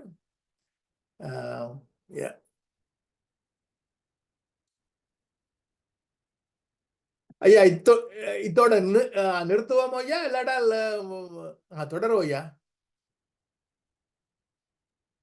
ஐயா சமயம் ஆயிடுச்சு, நம்ம இத்தோட இப்போதைக்கு இதை நிப்பாட்டிக்குவோம். நிப்பாட்டி விடுவோம். ஆமா, பாக்கியம் நம்ம அடுத்த வகுப்புல கண்டினியூ பண்ணலாங்க ஐயா. சரி ஐயா, நன்றி. நான் நேரம் போய்விட்டது என்ற வழியால் நாங்கள் அடுத்தது நான் அந்த என்ன சொல்ல போறோம்ன்றத இது வைசைடியம், அடுத்தது யோக தரிசனத்தை பற்றி சொல்லியாச்சு. மற்றது என்ன வேதவியாசரை பற்றி சில சில வார்த்தைகள் பேந்து பேந்து அதாவது சமணத்தை பற்றி பற்றி அடுத்தது என்ன தாந்திரிகம் ஆதிசங்கரரை பற்றி அவற்றை அந்த வேதாந்த இதுகள் மற்ற ஜே கிருஷ்ணமூர்த்தியை பற்றி ஐயா அடுத்த முறை அடுத்த வகுப்பில் சந்திப்போம். நன்றி. சரி, நன்றிங்கய்யா. ஏதாவது கேள்வி இருந்தா கேட்கலாம். நம்ம அடுத்த ஒரு 5 நிமிடத்திற்கு நீங்க அடுத்த கேள்வியில் கேட்கறதுக்கு முன்னாடி போன ஐயா ஒரு ஒரு கேள்வியில் சிலது கேட்டிருந்தாங்க. அதுக்கு உண்டான சில பதில்களை நான் இப்ப சொல்லிடுறேன். நானு ஒன்று வந்து அபிராமி அந்தாதியில வந்து அம்பாள் வந்து கண்களுக்கு மூத்தோள் அப்படிங்கிற மாதிரி ஒரு வாசகம் வந்திருக்கும். ஐயா ஒருத்தர் கேட்டிருந்தாரு. அது அப்படின்னா வந்து சிவத்துக்கு மூத்தவள் சக்தியா அப்படிங்கிற ஒரு கேள்வி. இது எப்படின்னா அடுத்த வகுப்புல இது வந்து இந்த தாந்திரிக பற்றி நம்ம பேச போறோம். அந்த வரையில வந்து இதுக்கு உண்டான முழு விவரத்தை சொல்லிடுறேன். ஏன்னா இப்ப அந்த ஒரு ஒரு கேள்வியை வந்து நான் வந்து அடுத்த வகுப்பு வரையும் நிப்பாட்டி வச்சுக்கிறேன். பின்ன மற்றது சாங்கியம் அப்படிங்கிறத பத்தி ஐயா கேட்டிருந்தாரு ஒருத்தர். அதாவது எண்ணியம் எழுதுனது சாங்கியம் அப்படிங்கிறது கபில முனிவர்ங்கிறது வேற. நிறைய கபில முனிவர்கள் சொல்லலாம். நம்ம சங்க இலக்கியங்களில் உள்ள கபில முனிவர்களும் இருக்காங்க. அதே மாதிரி அந்த சாங்கியத்துக்கு சொன்ன கபிலரும் இருக்காரு. அந்த கபில வஸ்து அப்படின்னு சொல்ற இடத்த வந்து ஒரு டீட்டெயில் எழுதி கொடுத்திருந்தாரு. அடுத்த வகுப்புல அதையும் பாக்குறோம். நம்ம அந்த வகுப்புலையும் அதை ஃபாலோ பண்றோம். கபில வஸ்து அப்படிங்கிற பேர் வந்து ரிச்சர்ட் அப்படிங்கிற ஒரு ஆய்வாளர் வந்து எடுத்து எழுதியிருக்காரு. கபில வஸ்துங்கிறது இந்த கபில முனிவர் சாங்கியம் எழுதின கபில முனிவர் தான் அப்படின்னு ஒரு கேள்விக்கு அவர் அனலைஸ் பண்ணி இருக்கலாம் அப்படின்னு ஒரு பதில் எழுதியிருக்காரு. மற்றபடிக்கு அந்த சாங்கியத்தை பத்தி உண்டான ஒரே ஒரு புத்தகம் தான் இப்போதைக்கு அவைலபிள். எங்க தன்னாலும் சாங்கிய காரிகா அப்படின்னு ஒரு புக் இருக்கு சான்ஸ்கிரிட்ல. தமிழ்ல சாங்கிய காரிகைன்னு 1933 எழுதின ஒரு புக்கு. அதுதான் இப்போதைக்கு இந்த சாங்கிய தரிசனத்தை பத்தி கிடைக்கக்கூடிய ஒரே மெட்டீரியல். இது வந்து இந்த சாங்கியம் வந்து தமிழரா அப்படிங்கிறதுக்கு உண்டான ஆதாரம் எனக்கு தெரிஞ்சு இல்லை. ஏன்னா சாங்கிய காரிகாங்கிறது சமஸ்கிருதத்தில் எழுதப்பட்ட நூல், மூல நூல். அதுல இருந்து தான் மாறி தமிழுக்கு வந்திருக்கு. ஆகையால அவர் இருக்கிறதுக்கு உண்டான வாய்ப்பு கம்மியா இருக்கும் அப்படிங்கிறது என்னோட அனுமானம். வேற மற்றவங்க ஐயா மற்றது பௌத்த புராணத்துல கபில முனிவர் வந்து விஷ்ணுவின் அவதாரம் என்று சொல்லப்படுகிறது. பௌத்த புராணம் அது நம்பிக்கை அது நம்பிக்கை இல்ல, அதுல சொல்லப்படுறதுக்கு பௌத்த புராணம் பெரிய அவன் முக்கியமான டாக்குமெண்ட். அதாவது வைஷ்ணவ சமயத்தை அது இந்த பாகவத புராணம் அப்படிங்கிறது கிட்டத்தட்ட ஒரு 20-25 வருஷம் வந்துருச்சு. அதுல 24 பேர் இருக்குது. இல்ல, நம்பர் ஆஃப் வெர்ஷன்ஸ் அதாவது நம்பர் ஆஃப் காப்பீஸ் வந்து ஒரு 20-25 காப்பி இருக்கு. இவங்க என்ன பண்றாங்கன்னா போக போக அந்த அமெண்ட்மெண்ட்டே போயிடுறாங்க. காலம் போக போக அந்த பாகவத புராணத்துல அமெண்ட்மெண்ட் கொடுத்துக்கிட்டே போறாங்க. அதனால நீங்க எடுத்து பாத்தீங்கன்னா இப்ப என்கிட்ட இருக்கிற ஒரு பாகவத புராணம் வந்து கிட்டத்தட்ட 12 வால்யூம் இருக்கு. நீங்க அதுல பாத்தீங்கன்னா அதுல உள்ள வருஷனும்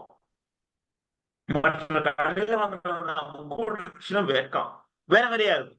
இதுல உள்ள பாதி அதுல இருக்காது, அதுல உள்ள பாதி இதுல இருக்காது அப்படிங்கிற மாதிரி. சோ அது வந்து நம்பலாம். நீ அது ஒரு நம்பிக்கை. ஏன்னா இது இன்னொரு ஒரு பாயிண்ட் கூட என்ன சொன்னாங்கன்னா, நம்ம கிருஷ்ணரை வந்து ஒரு ஈசன் அப்படிங்கிற அளவுக்கு ஒரு கருத்து கூட அதுலயே இருக்கும். இது நம்பிக்கை. அந்த நம்பிக்கை உள்ள புராணங்களை வந்து நம்ம எவிடன்ஸா எடுத்துக்கணுமா அப்படிங்கிறது கொஸ்டின். புராணங்களை எவிடன்ஸா எடுத்துட்டா நமக்கு ஒரு ஒரு டிபிக்கல் மிஸ்டிசிசம் ஆகி போயிடும். அதுல நீங்க கேள்வியே கேட்க முடியாது. புராணம் இதான் சொல்லுதா இதான் சொல்லுது அப்படின்னு நம்பிட்டு போயிடுவோம். சைவ சித்தாந்தத்தை பொறுத்தவரையும் இந்த புராண கதைகளை வந்து ஒரு பக்கம் தள்ளி வச்சிடுறது நல்லது. ஏன்னா அப்பதான் நம்ம ஒரு அறிவு சார்ந்த ஒரு விவாதங்களை எடுத்துட்டு போக முடியும்.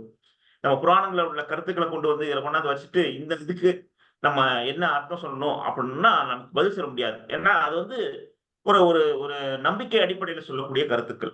அதை வந்து நம்ம வந்து விவாதத்துக்கு எடுத்துக்க முடியாது. அதனாலதான் இன்னைக்கு வகுப்புல சொல்லும்போது சொன்னேன் நான், பெரும்பாலான இந்திய கருத்துக்கள் தத்துவங்கள் எல்லாமே வந்து மிஸ்டிசிசம். கடவுள் சொல்லிட்டாரு கேட்க அதுக்கு அதுக்கு அதுக்கு மறுப்பு சொல்லக்கூடாது அப்படிங்கிற பேர்லயே அது நிப்பாட்டிடுவாங்க. இதுல ஒன்னே ஒண்ணு மாறுபட்ட ஒரே ஒரு தத்துவம்னா சைவ சித்தாந்தம் மட்டும்தான். நல்ல கேள்வி கேளுங்க. நீங்க எந்த தத்துவ மரபு எந்த அறிவு மரத்தை வச்சு வேணாலும் கேள்வி கேளுங்க, அதுக்கு பதில் இருக்காது. சரிங்களா? அதுல வந்து சொல்லுங்க. என்ன நீங்கள் சொன்னீங்க நாஸ்திகம் ஆஸ்திகம் பற்றி பேசினீங்கள். சுருக்கமா வந்து கடவுளை பற்றி அதுல பிரிக்க இல்லை. அவன் வேதத்தை ஏற்கிறியா இல்லையா அவ்வளவுதான் அதுல கேட்கப்படுது. இல்லாமல் வேதத்தை நீ ஏற்றால் ஆஸ்திகன், வேதத்தை அதாவது எனக்கு சயின்ஸ் தெரியாது, அது ஆம் அல்லது இல்லை அவ்வளவுதான் அதுல இருந்து வருது. எல்லாம் அதுல தான் நாண்டு வருது, நாஸ்திகம் ஆண்டு வருது. இக்காலத்துல புத்தர் சமணர் எல்லாரும் கடவுளை கும்பிட்டவ. இங்கால சாங்கியம் அந்த மியாம்சா, அதாவது பூர்வ மீமாம்சா உத்தர மீமாம்சா விட மற்றவர்களுக்கும் அந்த இதுல பற்றியே வர இல்லை.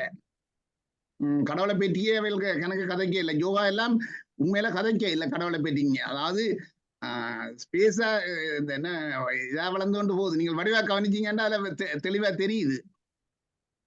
நீங்க சொல்ற பாயிண்ட் கரெக்டியா? நீங்க வேத மரபை மீறி நம்ம இந்திய தத்துவத்தை நம்ம பேசவே முடியாது. வேதம் நிர்மலமையா வச்சு வேதத்தை ஒத்துக்கிறவங்க எல்லாம் ஒரு சைடு, ஒத்துக்காதவங்க எல்லாம் மறுபக்கம் அப்படிதான் வச்சுதான் பேச முடியும். இந்திய தத்துவ மரபுக்கு அதான் அடிப்படை கால்கோள். அந்த ஒரு அளவுகோல இல்லாம எதிர்ப்பேன். இந்திய தத்துவ மரபை பேசவே முடியாது. இது அடுத்த வகுப்புல நம்ம பேசும்போது இந்த அதனுடைய விளக்கத்தை முழுசா பார்க்கலாங்க. அடுத்த வகுப்புல வந்து இந்திய தத்துவ தரிசனங்களும் மரபுகளும் தான் நம்ம பேச போறோம். அப்ப பேசையில நீ இதுக்குள்ள விளக்குகள் எல்லாமே பெரும்பாலும் அதுல வந்துடும் நினைக்கிறேங்க. சுருக்கமா அவன்கிட்ட சொல்றேன், வேதம் தெரிஞ்சவங்க ஒரு பக்கம் போங்க, வேதம் தெரியாதவங்க மற்ற பக்கம் போங்க என்றால் வேதம் தெரிஞ்சவங்க பக்கத்துக்கு ஆட்கள் இல்ல. வேதத்தை தெரிஞ்சவங்க இந்தியால போங்க, வேதத்தை தெரியாத வேதத்துல என்ன இருக்குன்னு தெரியாதவங்க இந்தியால போங்க என்றால் உங்கால போறாக்க ஆட்கள் இல்ல இந்த உலகத்துல இன்றைக்கு.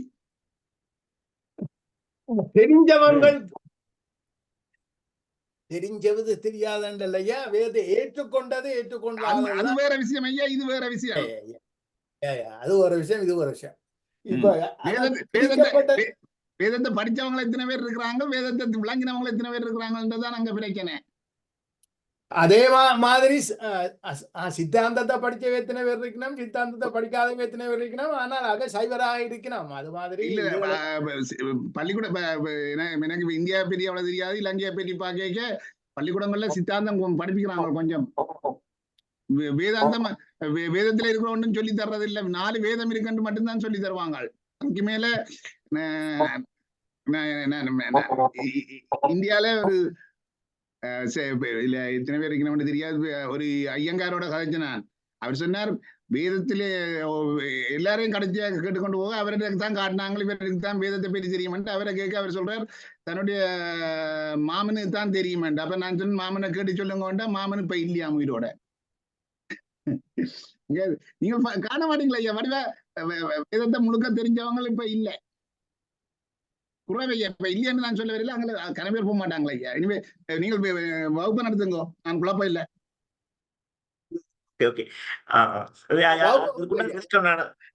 அடுத்த வகுப்புல வரையில அந்த ஒரு பாயிண்ட் நான் கண்டிப்பா கவர் பண்றேன் ஐயா. அடுத்து வேற ஏதாவது கேள்வி இருக்கீங்களா? ஐயா உங்களோட இந்த இது ஸ்பீக்கர் வந்து உங்களோட சவுண்ட் வந்து கொஞ்சம் அந்த வைப்ரேட் பண்ணி கொண்டுதான் தொடக்கத்துல இருந்து லாஸ்ட் சீசனும் அப்படித்தான்.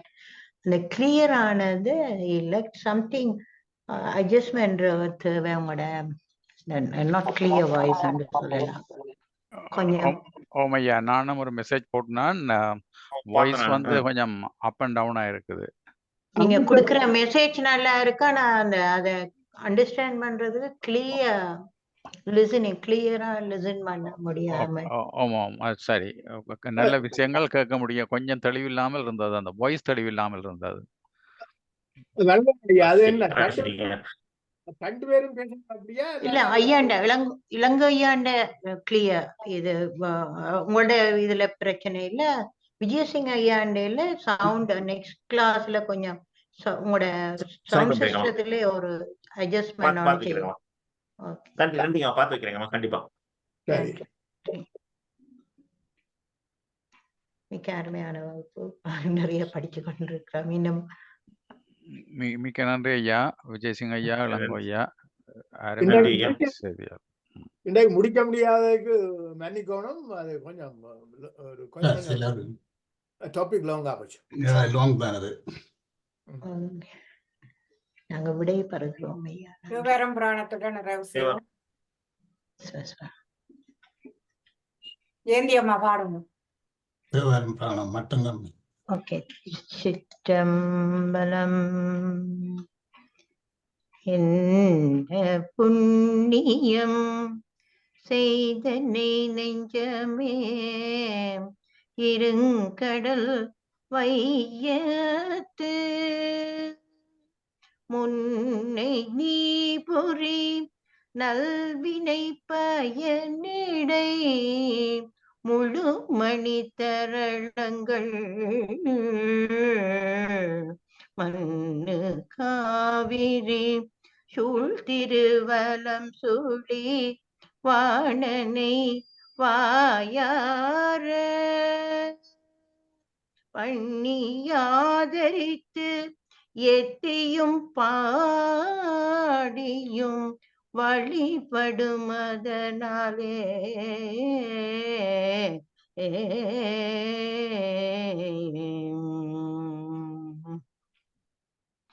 ஞானத்தின் திருவுருவை நான் மறையின் தனித்துணையே வானத்தின் மிகையின்றி மண்ணில் வளர் மதிக்கொழுந்தை